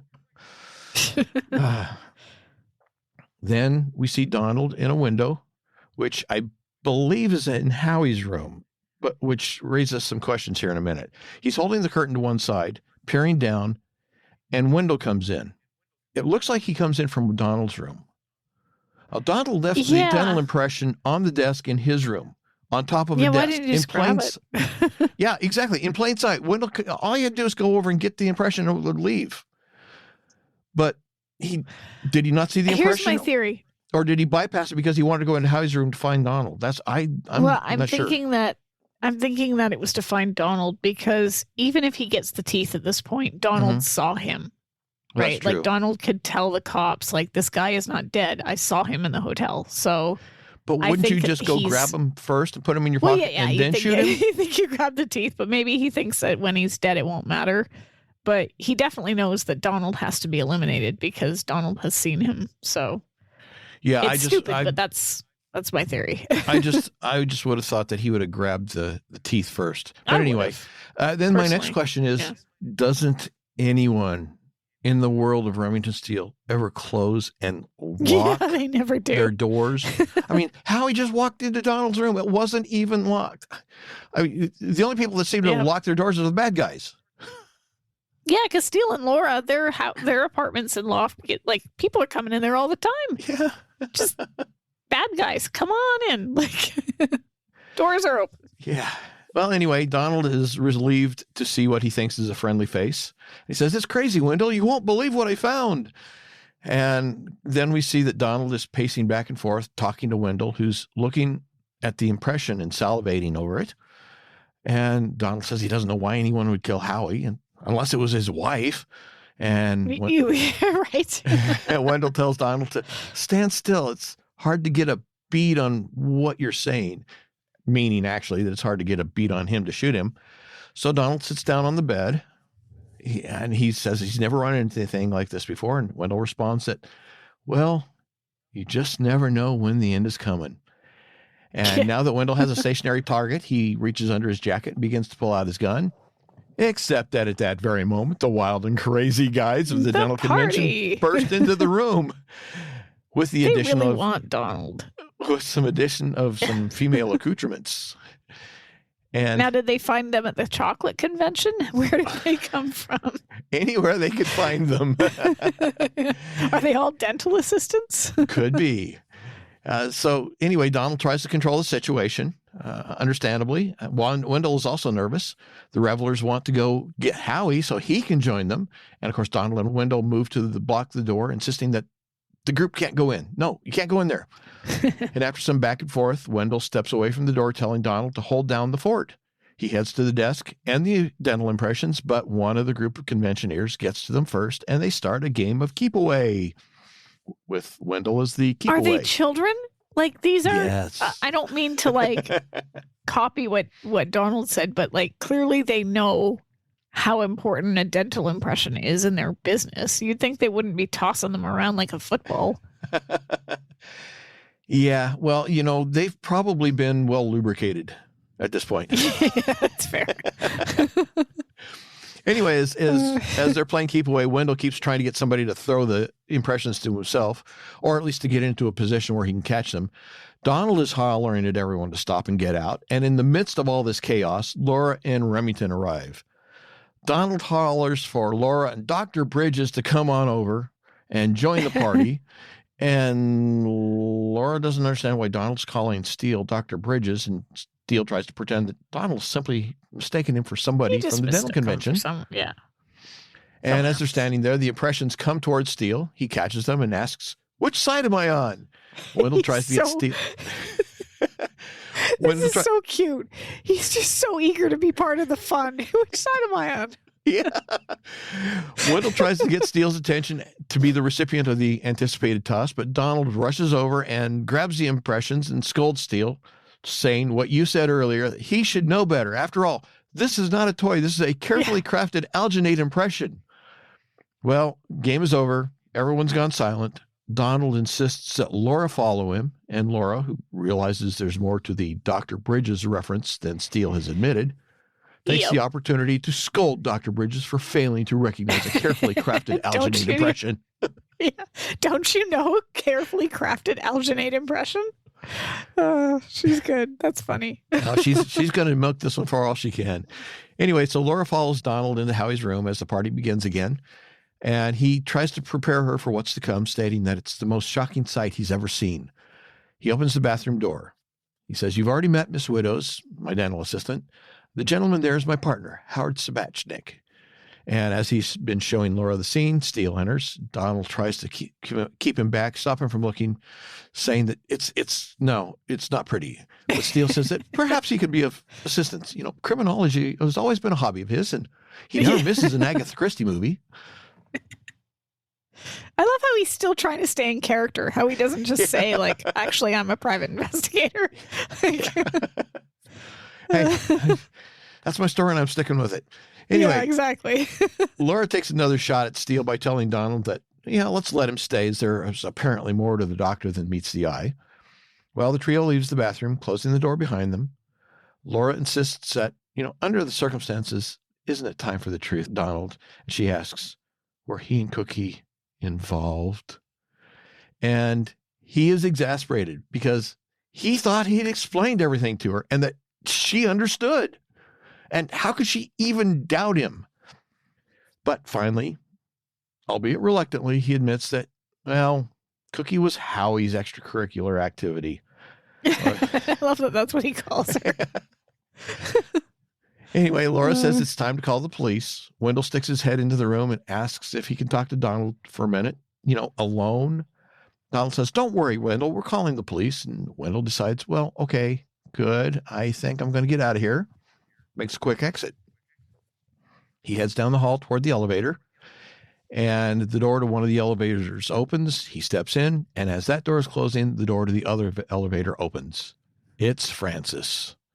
Yes. And as she strides down the hall toward Donald's room, she hears the sound of a party, and it's getting louder.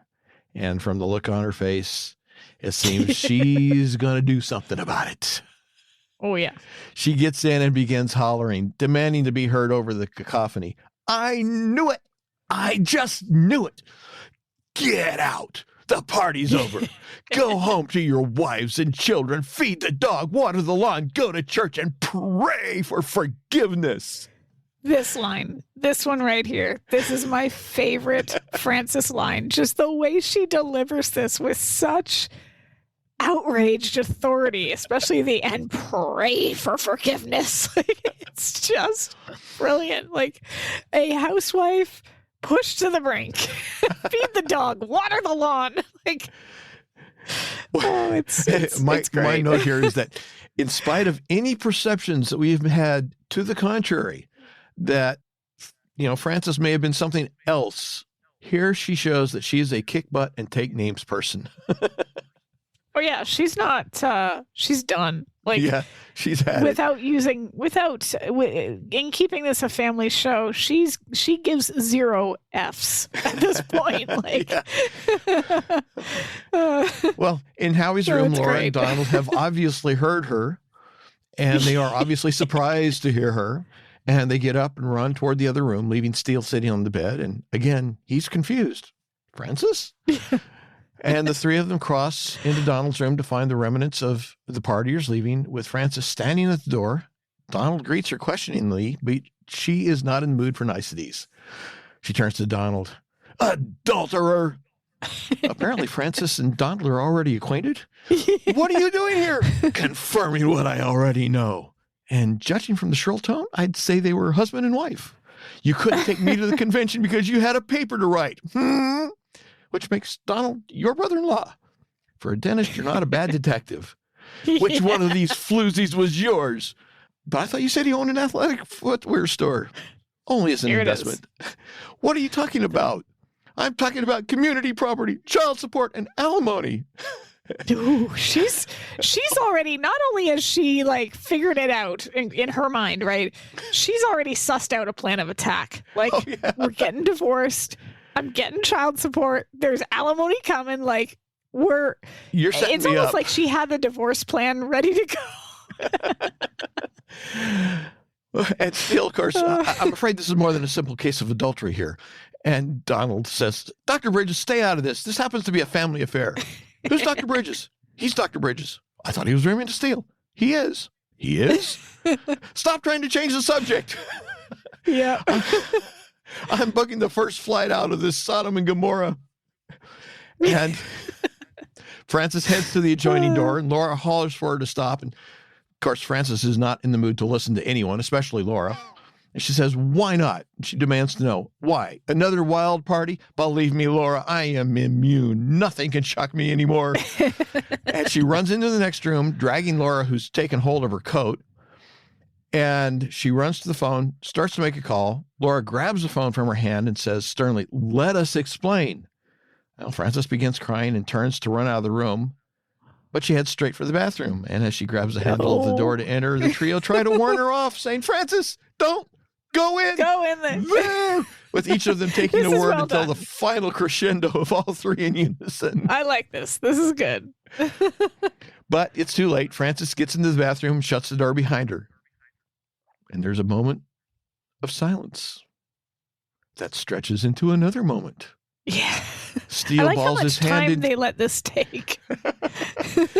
As Steele balls his hand into a fist and puts it to his mouth, maybe in anticipation of some sort of reaction from Frances. Yeah. But none is forthcoming. Finally, the door to the bathroom opens. Frances steps out, a look of forced calm on her face, and declares that is a very messy bathroom. Just before she collapses. This is great. Like I love how they, again, I said this, but they give it a minute. They give it a good, well, maybe not a full minute, but they give it a good chunk of time to let it build, to let us picture what Frances is seeing and what she's reacting to and how she's reacting, and then how she comes out, like, just stiff composure. The first thing that leaves her head or her mouth is, it's a very messy bathroom. But like, also it made me think of this is going to sound like a weird story, but the Thomas Crown Affair. Okay. I saw that movie, and this is not a movie that you want to see with your parents, as I found out the hard way. Because there's a lot of scenes in that film that are super awkward to watch when you're 17. Okay, because I was, 1990, I would have been 16-ish. And I wanted to see this movie, and I didn't know that it was going to have that in there. So we went and saw it. The R rating didn't give you a clue? I just figured it was violence or whatever. But like, and to be fair, in Canada, we have a different rating system, and it wasn't rated R. We got a 14A for that one. So basically, we typically, you got to be real bad for it to get an R here. It's got to be like really bad. So that scene where they're on the desk and they like knock everything off, then they're pouring whiskey on each other or whatever. I'm sitting there mortified beside my mother, and she turns to me and she goes, "That's going to ruin the carpet." And that's what I thought of when I saw this scene, like just watching Pierce Brosnan and Rene Russo go at it. And all she could think of is, well, that's going to wreck the carpet. Yeah. Oh, so there's that. Joys of awkward conversations. Yep. Anyway, next we're down in the lobby, and Wendell is reading a newspaper. Specifically, he's reading an article with a headline, "Head of Bullion Exchange Dies in Fire," and beneath the subheading reads, "Company Under Investigation." And of course, the article includes a photo of Wendell. And upon closer examination, all the stories on that page are built from about the same half dozen paragraphs, simply repeated in random order. Yeah. Okay, prop houses, you need to up your game. Well, to be fair, okay, consider the visual quality of the time. Well, that's true. They probably did not anticipate that 40 years later we'd be watching this on giant flat screens with like the pixel quality to the nines, so you'd actually be able to see it. And to be fair, I did put the episode in my video editing software so I could zoom in very closely on there. You go. So this is your fault. In reality, you are to blame for this, nobody else. Right. Yeah. Yeah. So anyway, Wendell folds the newspaper and looks around, and then he sees a string of police officers entering. Not good. Next, it's night, and Laura, Steele, Donald, and Francis are at the loft. Donald and Francis are apparently getting to bed, and they're up there going through their clothes, pulling them out of the suitcases and putting them away. And they are exchanging pours. Poor Howie, poor Cookie, poor Myrtle, which was Howie's wife. And they really like this name because Myrtle Groggins is the name that Laura has used a couple times. So we'll add Myrtle to the list of names that they like to use, like Antony and Carstairs and Myrtle. Yeah. So anyway, Donald suggests that Francis not tell Myrtle about Howie's indiscretion. Francis says she doesn't see the point since her husband's death would seem to far outweigh a tawdry little affair. Then they begin talking about their lack of communication without actually talking about it. I can't believe that you suspected me of cheating on you. There were all the receipts, the laundry, the flowers, the hotels. Well, Howie used the company card. He didn't want Myrtle to know. The way you jumped every time I came to the office. I was afraid you'd find out about them and then tell Myrtle. You haven't come near me for 2 months. I was preoccupied. I didn't know what to do about the situation. Then when you weren't taking to the convention, I mean, a thing like that gets a girl thinking, you know. I have 2 questions here. Okay.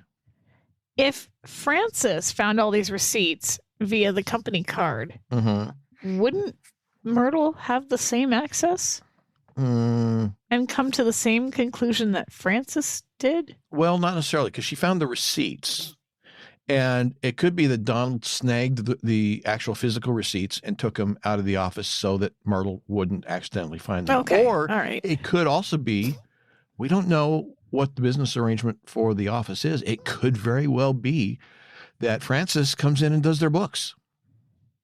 Okay, yeah. And so that leads me to my second question, because he obviously did not want Francis to know, because, and I'm presuming Francis and Myrtle are at least acquainted, if not friends. Okay, so yeah. We have evidence that they at least know each other. Yeah. The logical conclusion would be that he's assuming that if Francis finds out, she's going to tell Myrtle. Does a person have a moral obligation to tell a friend that their significant other or husband or wife is cheating on them? Because Donald may not have cheated on Francis, but I don't think he escapes the moral gray area here, in the sense that they're both acquainted with this man and his wife. And does he have a duty to tell Myrtle? Does Francis? Now we're getting into philosophy. Because, see, there's, on the one hand, you could make the argument that, yes, if you know something like this, you have a moral responsibility to tell that other person. But on the other hand, you can make the argument that that's their relationship and you are treading on dangerous ground to simply walk into it uninvited and start meddling. It's yeah, I agree. It's one of those things where I think I would say something. I think I would say something.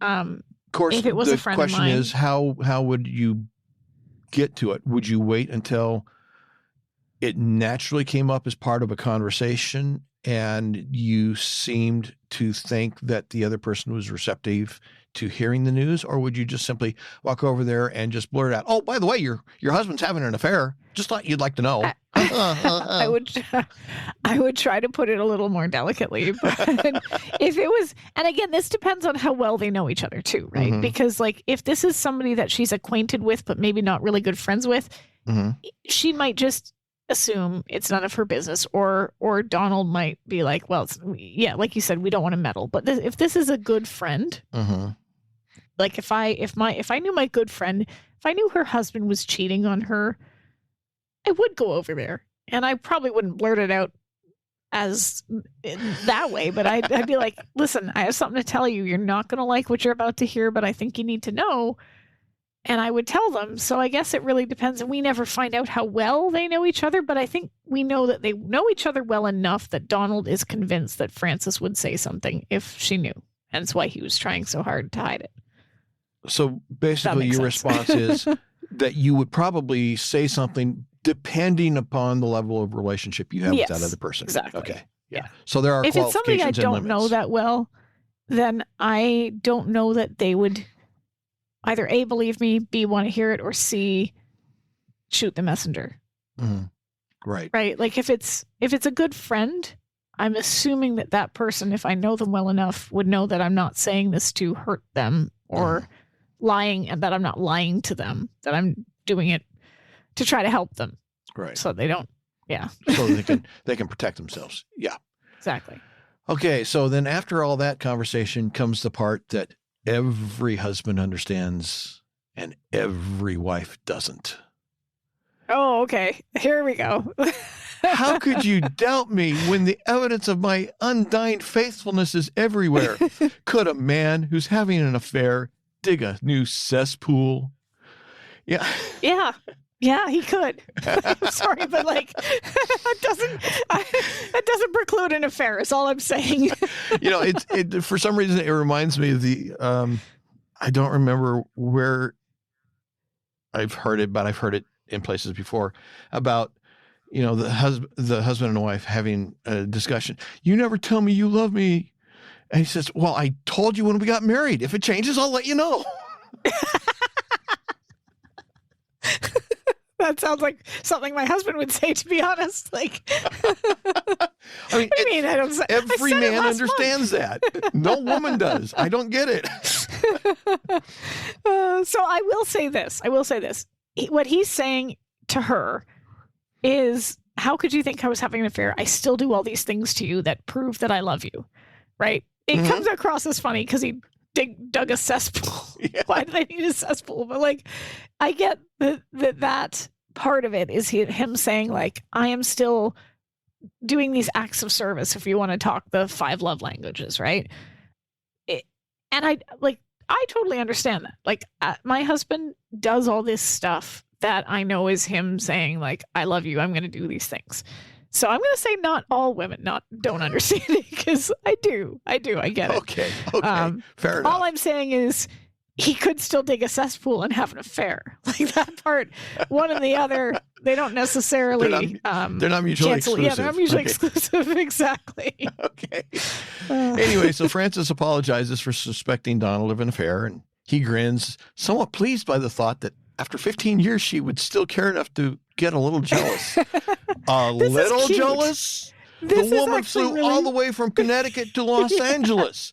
Across the street would be a little jealous. Connecticut to Los Angeles, that is, I'm going to rip somebody's face off and then beat him to death with it. To be fair, I don't think she was even feeling jealous. Her feeling was betrayal.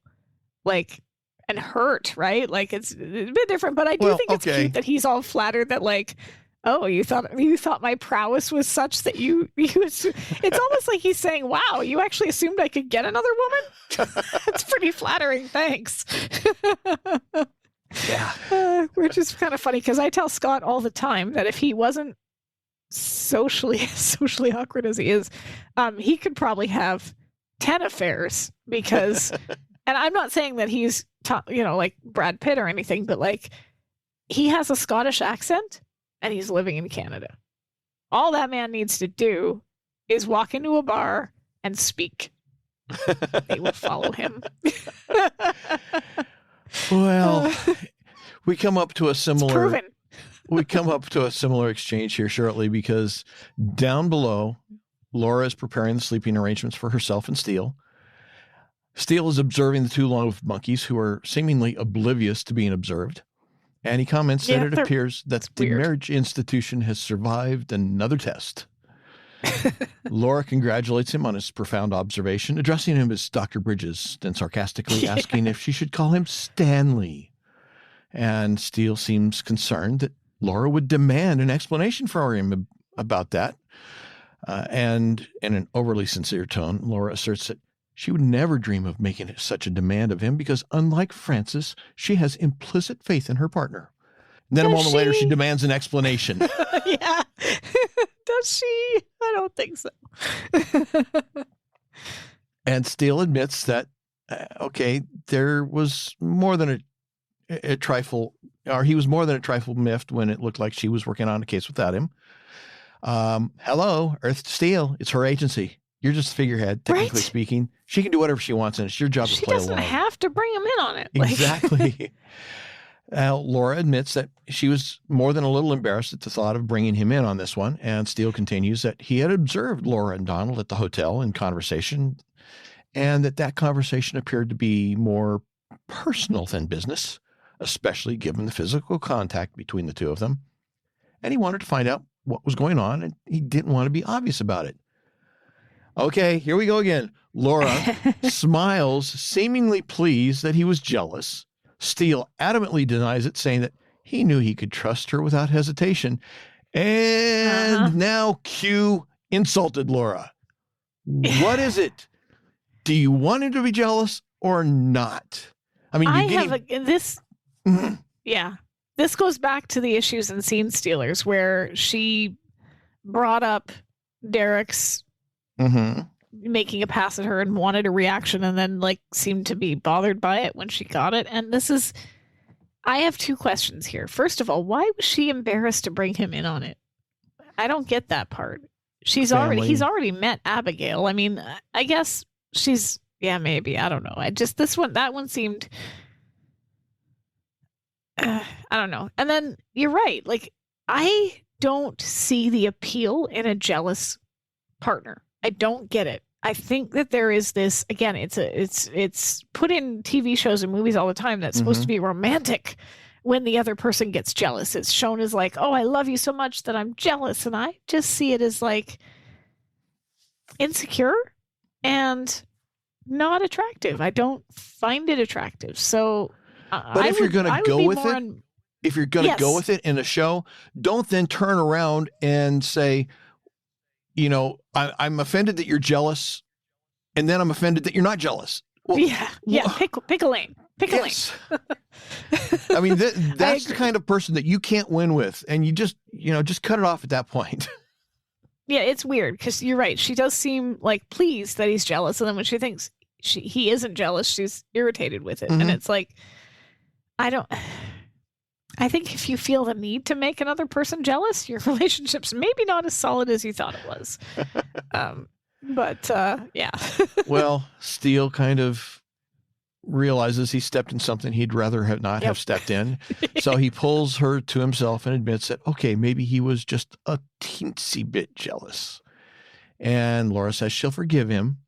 Then she directs the conversation back to the issue of the two murder victims. And of course, the burning question seems to be, why would anyone want to kill a dentist? See what she did there? Burning. Yeah. House at the beginning. Yeah, I get it. Okay, maybe it wasn't intentional, but it works.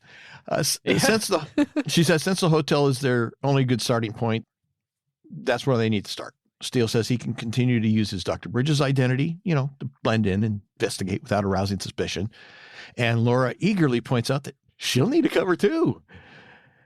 So next we see Laura and Steele walking into the hotel. Steele has his convention name tag adhered to his jacket, and he's carrying the highly sought-after impressions, playing with them as he walks. Laura is dressed in a fairly short skirt, somewhat unbuttoned blouse. Is she supposed to be a prostitute? Yeah, I'm thinking so. Yeah, wearing an overabundance of makeup. And yeah, she's clearly not pleased at the choice of the costume, which I wouldn't be either. Those colors don't go together, first of all. The purple and the... That's going to ruin the carpet. I realize I'm focusing on the wrong thing. Anyway, so I think Steele has definitely chosen the costume. I think, yes, he's definitely chosen to present her as a, as they say, working woman. Yeah. And your comment about the colors not going together, that's one of those, that's going to ruin the carpet comments. It really is. But yeah. My two questions are, first of all, will she never learn? Yeah. Like, why does she let him pick it? She could just say no and make up it's not hard to grab a name tag and write another name on it. I don't think there's security checking this convention, right? So she could be a dentist too. Well, my first question is, will she never learn about letting him make the costume decisions? And then the second one is, why is she letting him make the decisions? I mean, it's her agency. She's in charge. Could it be that she secretly likes being dressed up in outlandish and, in this case, provocative costumes? I would say maybe for this one, but later on, no. I'm gonna go with no for the one later on. Okay, well, so yes. Anyway, as they walk through the hotel, they are approached by women from the chocolate convention offering samples of caramels, chocolate-covered cherries, and mint parfaits. Laura looks at the treats and is for a moment silent, and then she shakes her head somewhat violently and with a strained look on her face says no. But the woman doesn't want to take no for an answer, saying, "Oh, come on, won't hurt you." And then in a panic, Laura hollers, "No!" and turns to bury her head. And of course, Steele is surprised by the reaction. And Laura grabs his arm and pulls him away. He says he's seen that look before. And she tries to deny the obvious by saying, "What look?" And Steele responds, "Ray Milland had it in The Lost Weekend. Played a hopeless alcoholic. Got it every time he saw a bottle of scotch. You and chocolate wouldn't have a similar relationship, would you?" And Laura insists. I don't like this. Okay. It doesn't work for me. Okay. Speak to me. I'll get into it later more with Frances, but I don't like the concept of comparing food with alcoholism, first of all. That bugs me. One is a genuinely serious thing that can ruin your life. The other is chocolate. And it doesn't, I don't know. I get that it's supposed to be funny. I get that her reaction's supposed to be hilarious because she can't resist it. I just don't love it. I think it's, I don't know. They treat it like it's crack cocaine and it's a caramel. Like it just, well, there's more I could say, but I want to wait. In fairness, there are people that do have issues. Oh, no, this is my issue. This is part of my issue, is that they're making it like disordered eating is a real problem. Binge eating, bulimia, those things are real things that this turns into a funny joke. And like, I'm not the kind of person that gets offended at the smallest thing, but like, I don't love this for a number of reasons. And we'll get into some of the others later with Frances, but like, it just doesn't work for me. Like, I don't know. I get what they were going for, but for me personally, it doesn't work. And other people will find it funny and they're, more power to them. But like, this is the part of the episode that really falls flat for me. Well, there is that old saying that if you laugh at yourself, other people can't laugh at you. So maybe this is kind of built on that philosophy. Obviously, we don't know Susan Baskin's relationship with chocolate. So it is also a stereotype, women and chocolate. Ha ha. They love their, they eat their candies and they watch their TV shows, their stories or whatever. I don't love the cha like that.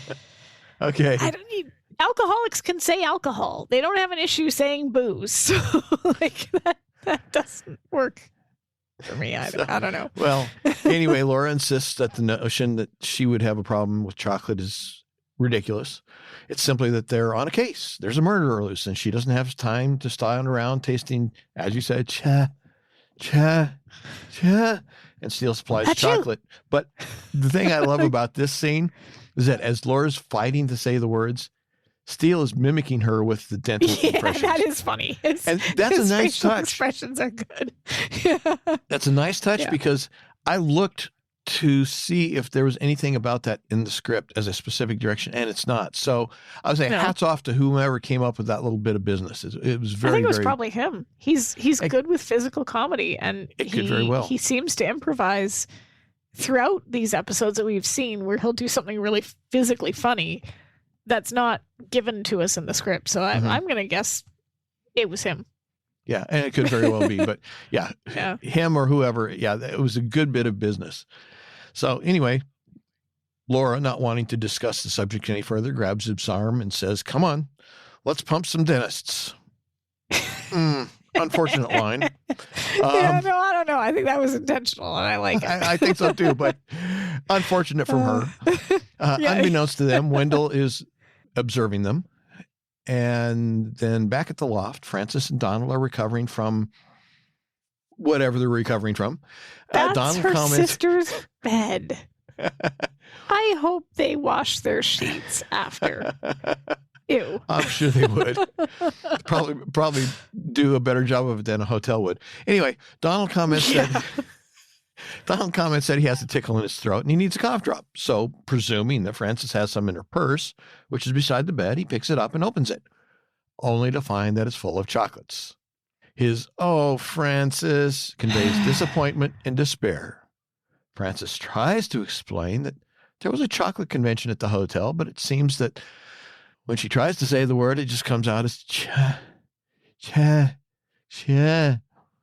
And just like with Laura, and just like with Steele, Donald supplies the word. Frances continues saying that she was really depressed at the thought that he was having an affair with Cookie, and she thought that she would just have one as a consolation. And, well, Donald insists on knowing how many she had. She informs him that it was no more than 3. He's relieved until she clarifies. Pounds, not pieces. First of all, she'd be sick if you ate 3 pounds of chocolate. But probably, yeah. This is it. This is the core of it. This is why it bugs me. And it goes back to this. Food is not a moral. Food does not have morality. There's food that is not healthy for you, or there's food. I would even say that there's food that has no nutritional benefit, and there's food that does. Right. But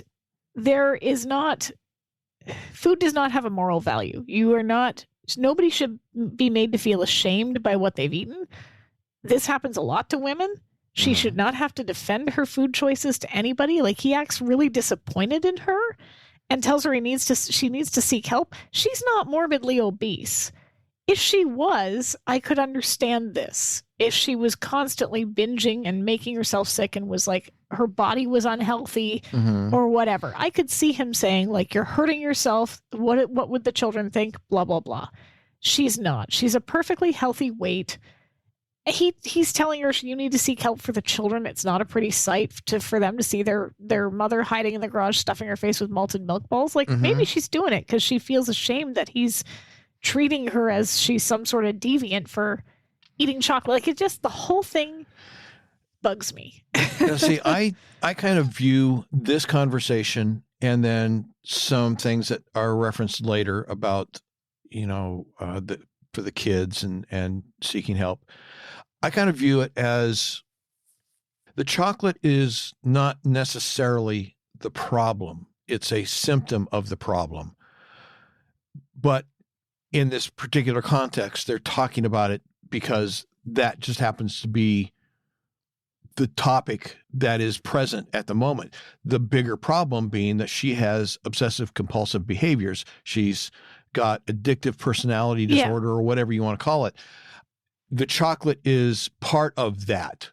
And he's not necessarily talking about, well, you have to get help for the fact that you love chocolate.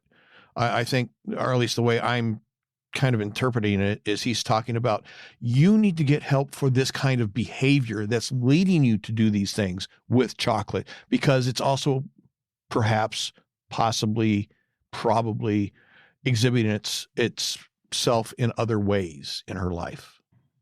And here's the thing: if this were not, this is being presented as comedy. If this were being presented more, but it's supposed to be funny that they're so addicted to chocolate. So if this were being presented as serious, like you said, I would 100% agree with you that an obsessive compulsive behaviors like this is damaging regardless. But this is being treated as funny. Like, it's funny that he's telling her she has a problem because it's chocolate. It's supposed to be lighthearted. We're supposed to laugh like, haha, she's calling it a condition. But like, that's the problem, I think, is that you need to pick either serious or funny. And funny doesn't work for me here. And again, for other people, it might be different. But like, to me, it comes across as teaching your children that any food is really, really bad is damaging in its own right. Because if you restrict something, it's kind of like alcohol, right? Like if you tell them that they can never drink, they're going to do that when they go to parties, right? And I get that he's a dentist.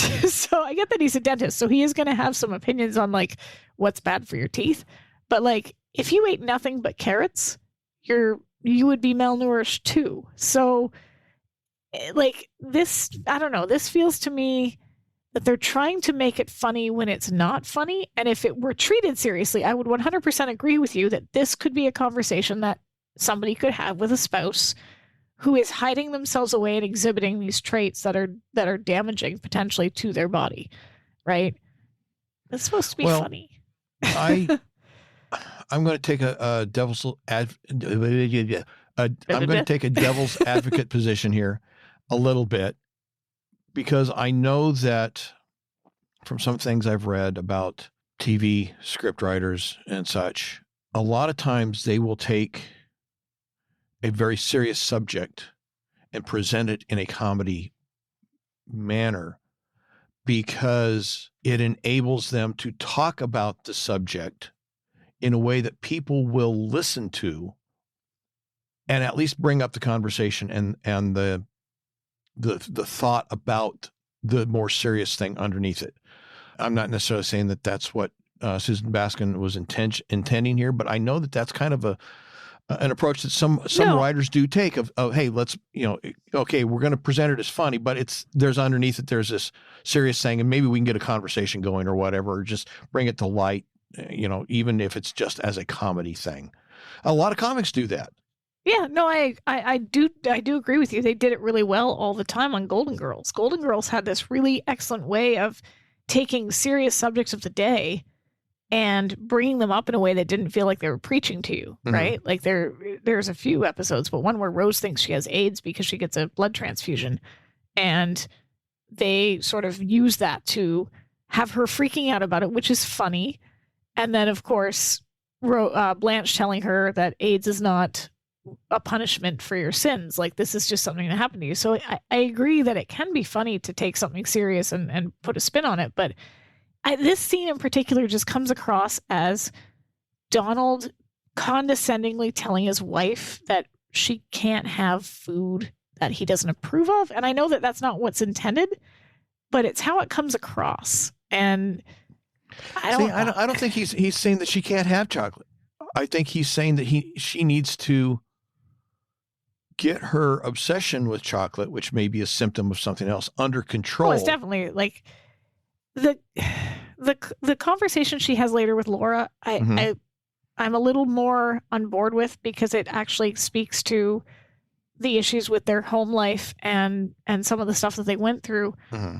This just, I don't know, for whatever reason, it could just be the way Donald handles it, but I don't find it funny, and it bugs me that he's saying like, what will the children think? And it's kind of like, well, maybe they'll think that either way is a bad reaction, right? Like, obviously eating too much of anything is going to be damaging to your body, regardless of what it is. So yes, if she is constantly binge eating and the kids see that, that's not going to give them a healthy relationship with food. But other way around, if dad's restricting everything everybody eats, because or saying like you shouldn't be eating that's bad, that's also going to give them an unhealthy relationship with food. So like, yeah. Well, what I'm saying is that when he tells her that, you've got to seek help, if not for yourself, then for the kids. After all, it's not a pretty sight to find their mother hiding in the garage, stuffing her face with malted milk balls. I kind of read that more as they're seeing you behave in this this obsessive manner, and maybe she's doing the same thing with the kids that she does with Laura later on. I'll give you $20 if you go get me this. I think that's how I was reading that. But anyway, yeah, it's okay. I mean, we can have a difference of opinion. I guess it's just that it's not fun. Like it's supposed to be funny, and I don't find it funny. If they had definitely That's gone fair. the serious route, like if they had intended to present it as serious, then I could probably be a little bit more on board with it. Okay, well, that's fair. That's fair. So I view it from a different perspective, and I think it works. I think but I that's think I'm fine. in the minority, to be honest. Well, I no, think I'm the only one. You may not be. I may be. I don't know. I mean, I haven't taken a poll, and we're not going to. You should We're take not a going poll. to. Don't. Oh, come on. Anyway, she swears. Loser has to sing. No. Anyway, she swears she's over it. Now that she knows that she doesn't have to worry about his strain, she'll be fine. And besides, the children are fine. She just talked to them today, and they won't have any permanent scars because of her condition. And then she remembers that, she has some information about a patient of his, Wendell Winokur. Donald says, yeah, he thinks that Wendell's coping with his tic douloureux just perfectly fine. And Francis says, well, that's not going to be a problem anymore. He's dead. Burned in a fire a couple days ago. And Donald is confused. Oh, that's not possible. I just saw him at the hotel. And Francis says, well, that's not possible. The police called for his dental records to make a positive identification. Donald says, well, they can't possibly make a positive identification without the impressions of his teeth. And they brought them with them to the convention. And they're silent for a moment as it slowly dawns on Donald. Donald's not He real does as sharp. well. No. Those Once teeth, those teeth once may he be the clues key to a in. double murder. Yeah. He clues. Wouldn't it be a triple murder if we count the original victim? Yeah, but Donald doesn't know about the original victim. Well, no, he does because somebody Yeah, I was burned going to to say death. he does because someone died, right? Yeah, So that's right. So, yeah, okay, his math is poor as well. Yeah. fair enough. Don't put him in charge of teaching math because he can't count. Anyway, back at the hotel, Steele and Laura exit the elevator on the third floor, intent on getting back into the murder room. But there's a problem. It's a police officer guarding the door. No problem. Laura has come specially equipped to deal with such a situation. This is why I think that even if he picked out the outfit, she wasn't too put out by it because she seems to enjoy, she seems to enjoy this. And I don't know if it's because she just likes having a good flirt or if it's because she likes having a good flirt in front of Steele. But Hey, yeah, she seems to be, yeah. I mean, it's got to be good for her ego, right? For guys to look at her and say, yeah. whoa, Like, look at that. Leave it to mama, you know. Yeah. Yeah, you should be a captain. Can I see your badge? Like, it's just, Yeah. it's good. And of course, she's dumped out her purse to try and so she has to find bend her over. room key. And of course, she's bent over and showing, well, not everything falls out, but pretty close. Anyway. Good chunk of it. But this gives Steele the opportunity he needs while the officer's distracted to rush into the room unnoticed. But as he does so, Wendell arrives from an elevator, steps out, and follows suit. Inside the room, Wendell surprises Steele both by his presence and by the presence of his gun. Wendell demands the teeth. Steele holds them up and asks, "These teeth?" And then he tosses them in the air. And as Wendell's distracted trying to catch them, Steele rushes him and attempts to take him down. Except it doesn't work. Wendell knocks down Steele and escapes out the door. Of course, there is the problem of the police officer outside in the hall. No problem. Wendell shoots him, which gives Steele the opportunity to escape unnoticed as well. Down in the lobby, Donald and Francis have arrived and are rushing through, presumably with the intention of finding Laura and Steele. At the same time, Wendell has arrived in the lobby and is running toward them. They see Wendell. Wendell sees them. Wendell, knowing he has to get rid of Donald, begins pursuing. But Donald and Francis have disappeared by ducking into the chocolate convention. A moment later, Laura and Steele come running in. They spot Wendell. Wendell spots them, and a new pursuit begins. Wendell ducks into the crowded bar and makes it out the other side. Laura and Steele follow suit, except that when they get into the bar, Laura attracts so much attention, they lose Wendell. Yes, she was definitely funny. attracting attention. It's like they've never seen a woman before. Like they just sort of Well, like crowd her like girl. Like, well, I think, no, at this point, it's not just girl, but more girl. Many more girl. Yes. she's getting the same amount of attention that, you know, a woman in the 80s would get if they walked into a comic shop. right? Like all the heads turn and, hey, wait a minute, she has boobs. Yeah, except that I think in a comic shop, it would be like, what are you doing here? Whereas in a bar, it's like, oh, come here, baby. Yeah, maybe. Anyway, they think they've lost Wendell, but then they spot a foot sticking out from underneath the table. They rush over, and then together they bend down, lift up the tablecloth to find not Wendell. It's Donald and Frances, who are not only surrounded by boxes of chocolate, but Frances's face is covered in chocolate. Donald apologized. Yeah, this is one I didn't set well with me either. A grown adult could get that much chocolate on their face. Like, even if I'm really enjoying something, I'm not smushing it all over me. Yeah, my problem is with Donald's line about well, this is the only way you can keep it quiet. Yeah. Yeah. No, I think she's adult enough that if he had said, you got to be quiet, should have been quiet. Well, and my notes, I wrote, I hate this. I hate it. I hate it. I hate it. And those are my notes. Tell us how you feel. My reaction. I mean, really, yeah, how do you feel? I really feel, yeah. But no, I agree with you. Like, if he, like, they know that Wendell's a murderer. Mm-hmm. I don't think that he needed to say here, especially after that whole speech about how it's damaging the children and how she has to stop, to shove the chocolate at her and be like, oh, go for it. Yeah, this felt very much like a parent handing a kid a screen and being like, here, shut up, play your video game. Like, you know, like, and then it's all over her face. How do you get that much chocolate all over your face? Well, that's part of her problem, I guess. Yeah, I guess. Yeah. Anyway, so Steele and Laura help Donald and Frances from under the table. Steele and Donald take off in further pursuit of Wendell, leaving Laura to deal with Frances, who tells Laura that she'll pay her $20 if she'll get her some more raspberry swirls. This I did laugh at. I did enjoy this. Like, yeah, Laura's confounded, and Frances explains that, well, it's all the cash she has, unless she's willing to take a traveler's check. Yeah, that's going to run the carpet. Why would you get a traveler's check for a domestic flight? Oh, well, because it's safer than cash. Yeah, you would. That was a very common thing back then. I don't get that. Explain that to me, because I always thought, here's what I always thought traveler's checks were for. I always thought it was like, if you aren't sure about the currency of wherever it is you're going, a traveler's check can be used anywhere. So you get a traveler's check and then you can use that instead of running out. So, well, I mean, that may be an aspect to it, although I don't think that that's necessarily a good aspect of it, because it's still generally a traveler's check in the currency in which you bought it. So like in US dollars, you buy a traveler's check and it's worth X number of US dollars. You still have to deal with the conversions and all that.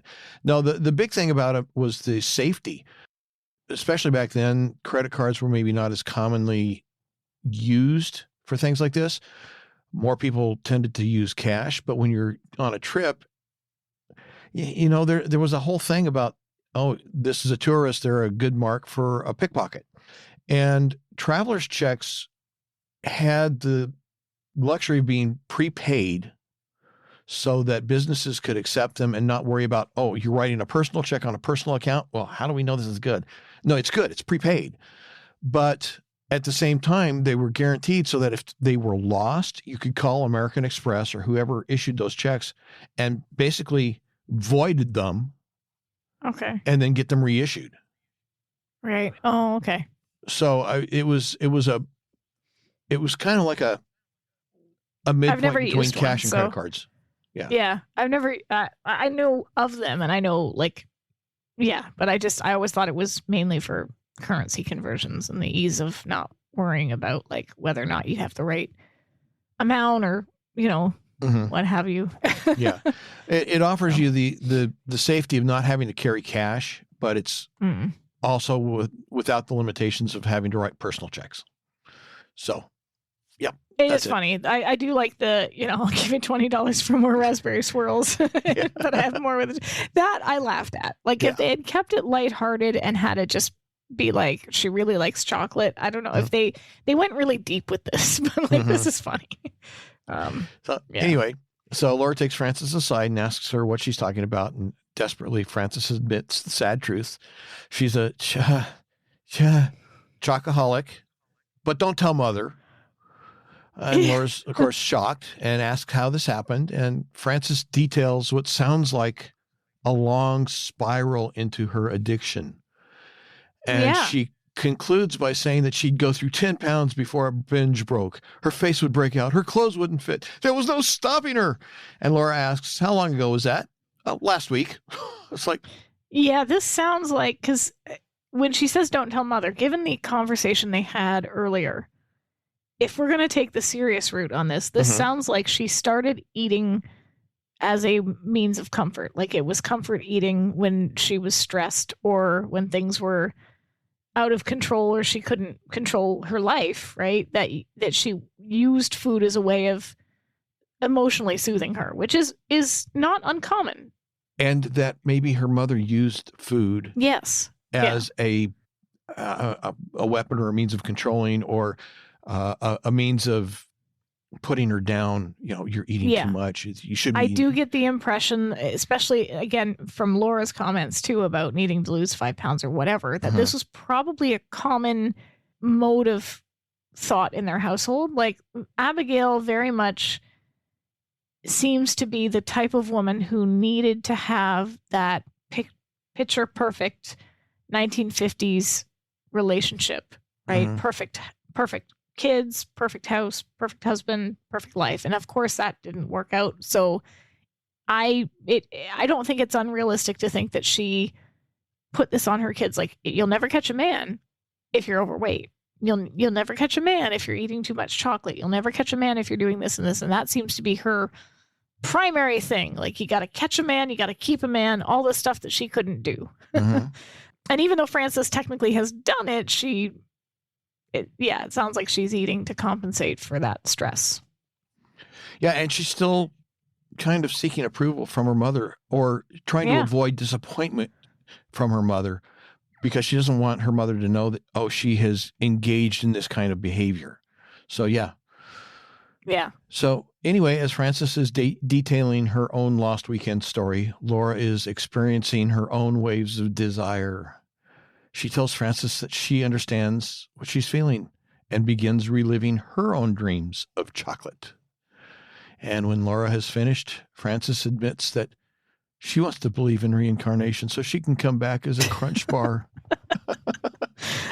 See, this is funny. Like, I just wish that all of it had been sort of like, that's a good line, right? I do find it a little weird how, like, bizarrely sexual it seems to get for Laura, because she says, yes, I was trying to avoid going there, but yes. Sensuous dreams, right? Like, okay, well, that's a little weird. Yes, she was having the O. Yeah. Anyway. She had the look on her face. Yeah. It was a Meg Ryan moment, let's just say. I'll have what she's having. Anyway, so Laura, who seems to know more about the family history than she's let on, tells Frances that this is an addiction that runs in the family. She calls it the Holt curse. Yeah. Which, I mean, really, they turn this moment of revelation into a bonding moment, which is kind of nice. Which, that I do like. Yeah, I do like that. So that's done well. Yeah. So anyway, as they're having their moment, Donald and Steele are having a moment, strolling around the hotel, trying to pick up the trail of their quarry. And eventually they enter the presentation hall where chairs and everything has been set up for the next day's presentations. Donald gives Steele the details about Wendell. He was a patient of Howie's. He suffers from a classic case of tic de la rue. They were doing a paper on it about it at the convention, even brought the impressions of the teeth as sort of a visual aid. Wendell has a Boolean exchange, but he's under investigation for embezzling close to $10 million of his company's funds. And when the police found what they thought was his body beyond recognition, they called for the dental records to make a positive ID. Steele concludes that if Wendell Whitaker is officially declared dead, then he becomes a very wealthy ghost. Donald comments that since Wendell has the dental impressions that can prove that he isn't dead, shouldn't that end the matter? Steele points out that as long as Donald can examine the corpse and declare that it isn't Whitaker, Wendell would probably have a point of concern.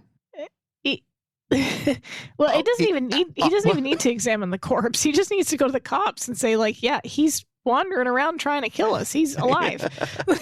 Well, of course, that might get him locked up as a nutcase. But anyway. I have a question for you. Okay. Did you have trouble This drove me crazy. Every time I had to type out Tic de la Rue, I had to go back to find out how to spell it. And it drove me crazy. Copy and paste. Yeah. But also, when he goes on stage to deliver his paper, I get that they were doing that as a distraction, but when did he have time to write it? He's really good at improvisation. There's been a lot going on, and I don't know that he ever sat down at a desk. He's really good at improvisation. He and Francis were engaging in their own extracurricular activity, and he had a paper on him. So when did he have time to do it? Yeah. Improvised. Yeah. Okay. Anyway. Yeah, no, fair point. So anyway, where was I? Oh, yes. Steele points out that as long as he can examine the corpse, and Donald is concerned that he may have to run the rest of his life, which would be inconvenient since he just cleaned out his garage. Boy, that's going to ruin the carpet. That. Yeah, that's another moment with, like, you can tell they're suburban, and you can tell that they're, like, very much happy with the way their lives are. Yeah. I just did the garage. Well, looking around the room, Steele spouts off, totally out of context. The man who knew too much. Jimmy Stewart, Doris Day, Paramount, 1956. Donald is confused. That seems to be a common state of affairs in this episode. What are we doing? Talking movies? Steele responds, what better way to formulate a plan to save Donald's life and capture Whitaker?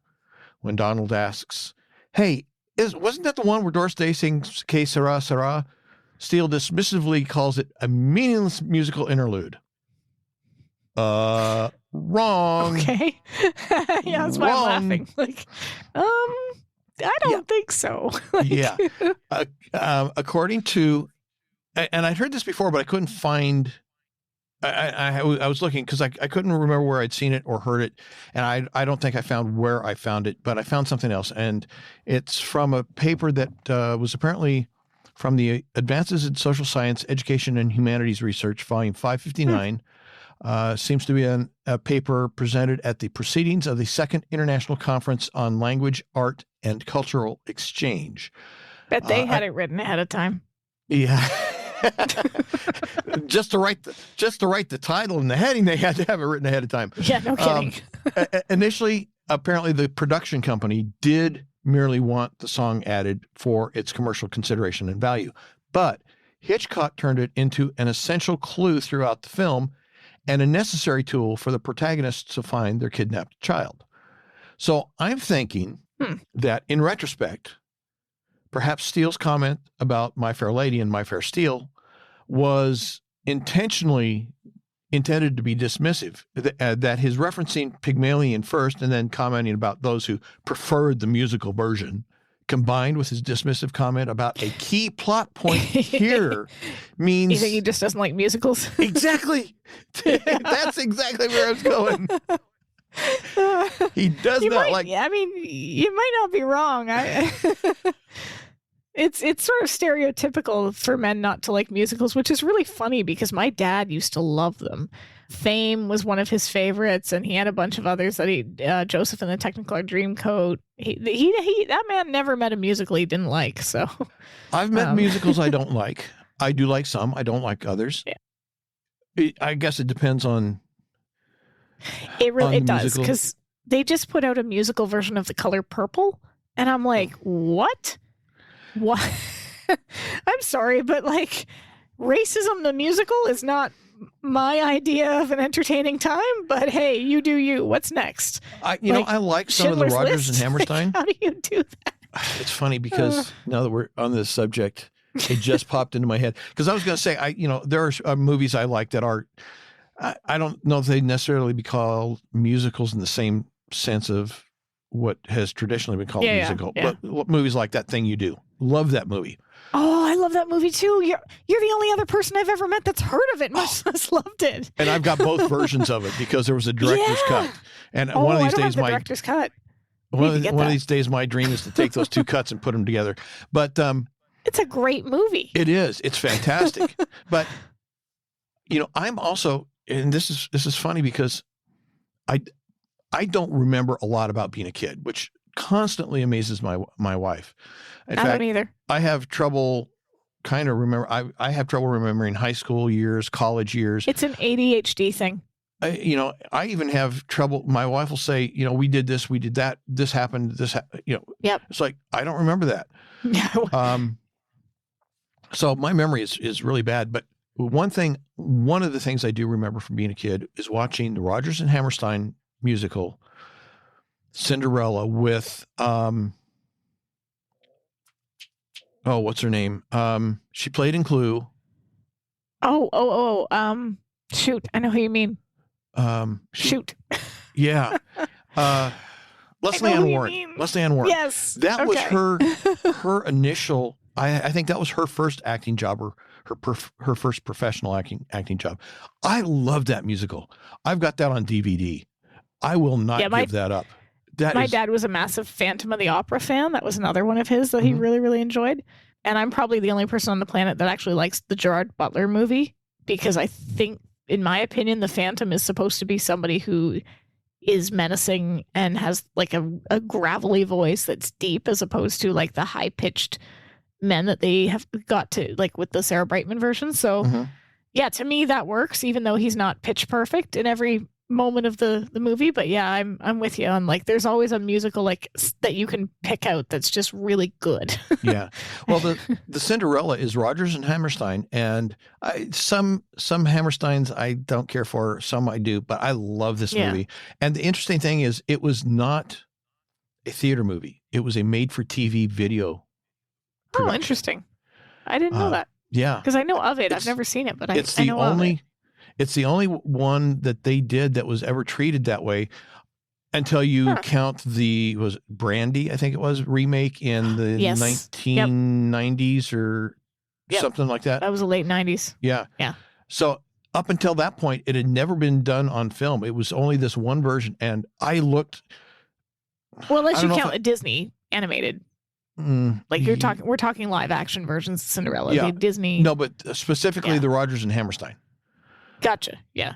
So I don't know if I necessarily was looking for this for years, but at one point I saw it on DVD and it was like, I have got to have that. I love that movie, which I guess I should be embarrassed to say. But anyway. No. I wouldn't be embarrassed.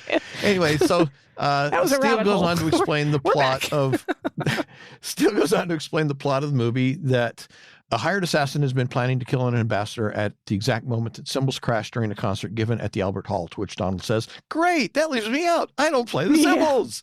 Steele says, "No problem. This is the Albert Hall, and you deliver your paper at 3:00. That's as good as any cymbal." So the next day, that he's apparently written. Yeah. The next day, it's nearly 3:00. The room is filling up. Steele and Laura are backstage behind the curtain, and Laura is a tube of toothpaste with the cap from the tube as her hat, and the words, "Squeeze me from the bottom," plastered across her bottom. And I have to say, I love this, because when she was dressed in her really revealing outfit, he didn't really ogle her the same way he ogles her in the toothpaste costume, which I really, really find amusing. She's more covered up here, and yet he's checking out her butt. Well, the instructions say to. Yeah, that's true. It does say "squeeze me." At least he didn't do that. He just was contemplating it. But anyway. Well, I think he values his life a little more than that. He at least knows that if he attempted, she would probably kill him. I don't know. Sam did it. Yeah, that's true. Anyway, that's true. She berates Steele, accusing him of enjoying seeing her wear outlandish, not to mention demeaning costumes. And Steele counters that it was her who taught him that the secret to surveillance is blending in. Although I would say, given his prior profession, I doubt he needed Laura to teach him that. Yeah. So Laura peeks up from the curtain at the gathering crowd and ruefully comments that sometimes she wishes she'd stayed in the math department. This is when he checks out her butt. Yeah. That's when he's looking at her. Frances appears and expresses concern for Donald's safety. Laura reassures her, and then Steele tells her that it's time to squeeze out, and she gives him a disgusted look. Well, she steps out onto the stage amidst applause and a few catcalls. Backstage, Donald has appeared and urges Frances to just go on out front because nothing's going to happen to him. Neither one of them seemed to be totally convinced of that, although they seemed to be trying to convince each other, not to mention themselves, of it. And then, of course, after a moment, they reveal their doubts to each other. The key to the safety deposit box is in the bureau drawer under the socks. I thought that's where you kept the will. No, the will's under my shorts. Well, where's the insurance policy? Under your pantyhose. I love the fact that it's all under their clothing. Yes. And I also like the fact that this is very, like, nowadays, he wouldn't be telling her where the key to the safety deposit box is or where the will is. He'd be telling her things like, my Facebook password is this. You know what I mean? Like you were talking about not being able to access, like, he'd be like, so my Instagram and Facebook password, here's my Twitter. Like, these are the information that they would be exchanging, as opposed to like where the actually you don't even need to do that anymore. If you have a password saver, and most people do, yes, that's true, either on their computer or their phone, all you need to do is know the password to the phone or a computer or whatever, and you're good. You're good to go. So anyway, the MC walks by and comments, ready to take a shot at this Piper? Perhaps not the most comforting words under the circumstances. The best choice of words. Yeah. The MC takes to the podium and introduces Donald. And with a quick kiss on Francis's cheek, Donald steps out.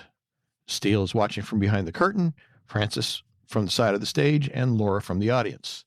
At the podium, Donald looks at the clock. It's 3:00, dead on. Yep. He begins, hesitates, then slowly continues. Tic de la Rue is a very interesting condition. Something hot, something cold, something sweet.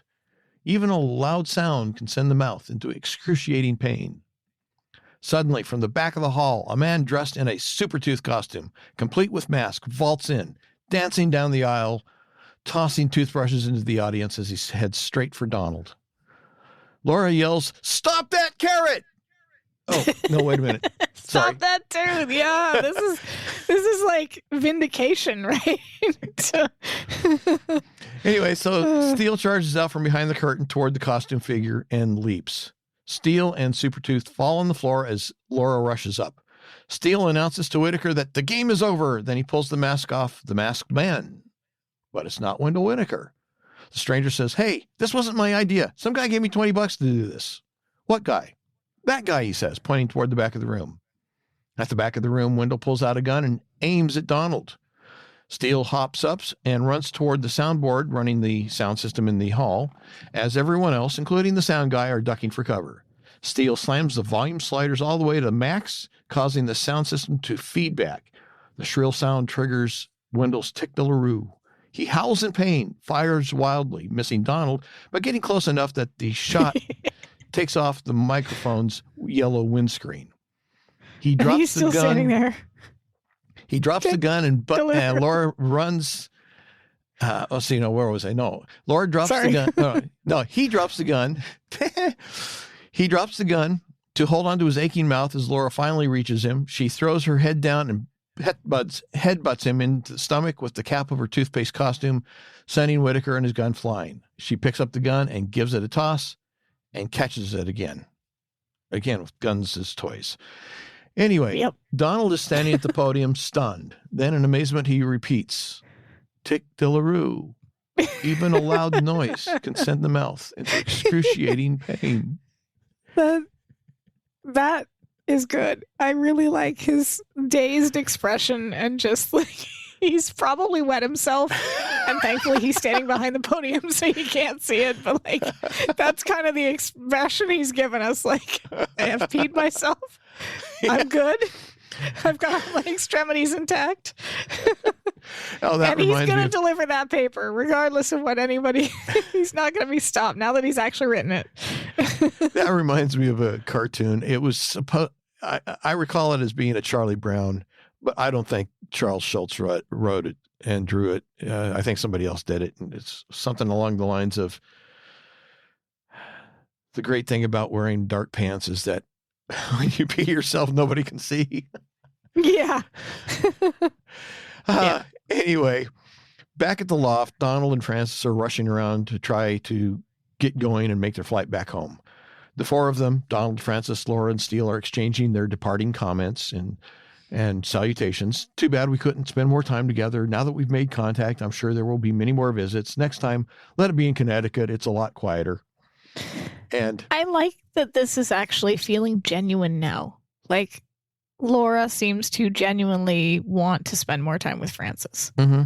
Yeah. And she's got Frances's coat on and sort of reluctantly hands it back. And this is a really, not just because it's mink, but I think this is a really unique detail because it's showing us that Laura is at least symbolically trying on Frances's life. No, right? I think she just likes the coat. Well, I think yes, she does like the coat, but I think that there's also an element of like her sort of imagining what it would be like to be in the suburbs with the mink coat. I don't think she wants that, but like for a minute, she's like, yeah, it might be nice, and then she hands it back as opposed to judging what it would be like. And also she likes the coat. Yeah. Well, anyway, just before Donald and Frances leaves, Donald gives Laura a present complete with bow and ribbon. It's a thank you gift for saving my life. The kisses goodbye follow along with a few more departing comments. And then Laura and Steele are alone and she walks over, sets the gift down on her desk, unopened. Steele wants to know if she's going to open it. No hurry. Aren't you in the least bit curious? Yeah, you know me. I can go for months without opening a present. Steele feigns disinterest in the present, but it's eating him up, not knowing what's inside. The two stand silent for a moment. Laura suddenly breaks for the desk. She picks up the package and rips the ribbon and paper off, revealing an assortment box of chocolates. What happened to her meticulously removing the paper so that she doesn't waste it? Right there in my notes. Yes. Wasn't she the save the wrapping paper person just a few episodes back? And that really fits her character, in my opinion. Like, I totally was on board with that. And now she's just, do you think, so here's my take on this. Do you think she knew what it was? Oh, yeah. Okay, oh, yeah. So that's probably why the ripping then, because she was so desperate to get at it that, I mean, think about it in the context of the story and the shape of the box and the size of the... Yeah, that's true. I mean... There's not much else it could be. I mean, unless Donald was buying her a nightie, it's got to be chocolates. Awkward. Yeah. That'd be very awkward. So anyway, she looks lustfully at the candies, her willpower weakening. Finally, she says, well, maybe just one. And as she picks up the candy and begins raising it to her mouth, Steele comments, that's what Ray Milland said just before he lost the weekend. Yeah. And we freeze. And I do like that part of it. So I guess I should say I wasn't totally a wet blanket, I hope. There's a lot about this episode that is enjoyable. I just think maybe it's because when I saw Baskin's name on it, I was like, oh, right. And then I don't really watch this one a lot, so I had forgotten why. And it's mainly the chocolate thing. But I just think Vintage was just so perfect. And this one, there's stuff that doesn't work here for me. Well, okay, you gotta, and I understand that, but you got to realize that first of all, in baseball, getting hit 30% of the time, 300 batting average is tremendous. That means for every 10 times you get up to bat, 7 times you strike out. You don't get on base. Right. And if your I'm going to translate this in hockey terms. And if your first appearance in the National League is a grand slam home run, I'm sorry, your next at bat is not going to be up to that same level.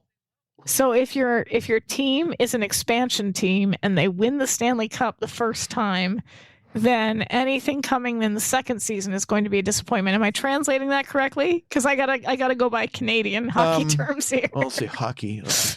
Okay, yeah, I guess that could work. Yeah. Okay. Wayne Gretzky said, "You miss 100% of the shots you don't take." So I applaud. No, Michael Scott said that. Was it? No. Oh, right, because it was in the... Yeah. Okay. I get what you did there.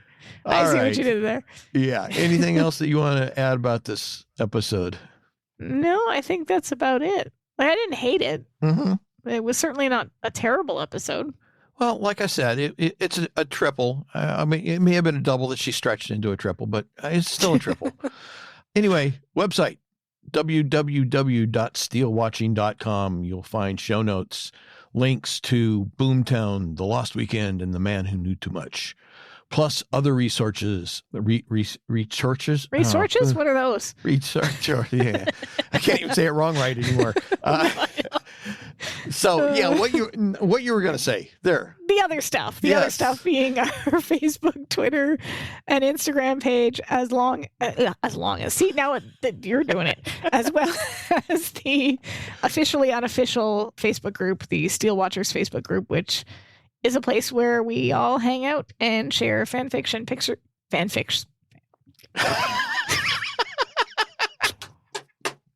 This is the blooper reel, ladies and gentlemen. Fanfics and pictures and all kinds of other fun stuff. Yes. There. I got it. I did it. Yes. One Anyway, take. next episode is LG and Steele. Oh, yeah. That It's one's like yours. I'm going to... You're going to be the wet blanket? Yeah, I'm afraid so. Yeah. We're taking turns. Yeah. I've already said I don't like supervillains. So, I mean, I guess my response on this is going to be predictable. So anyway. So you heard it here first. He's going to be the villain next week. Yes. So if that's it, I guess this is That's about it. goodbye, everybody. Yeah. Bye-bye.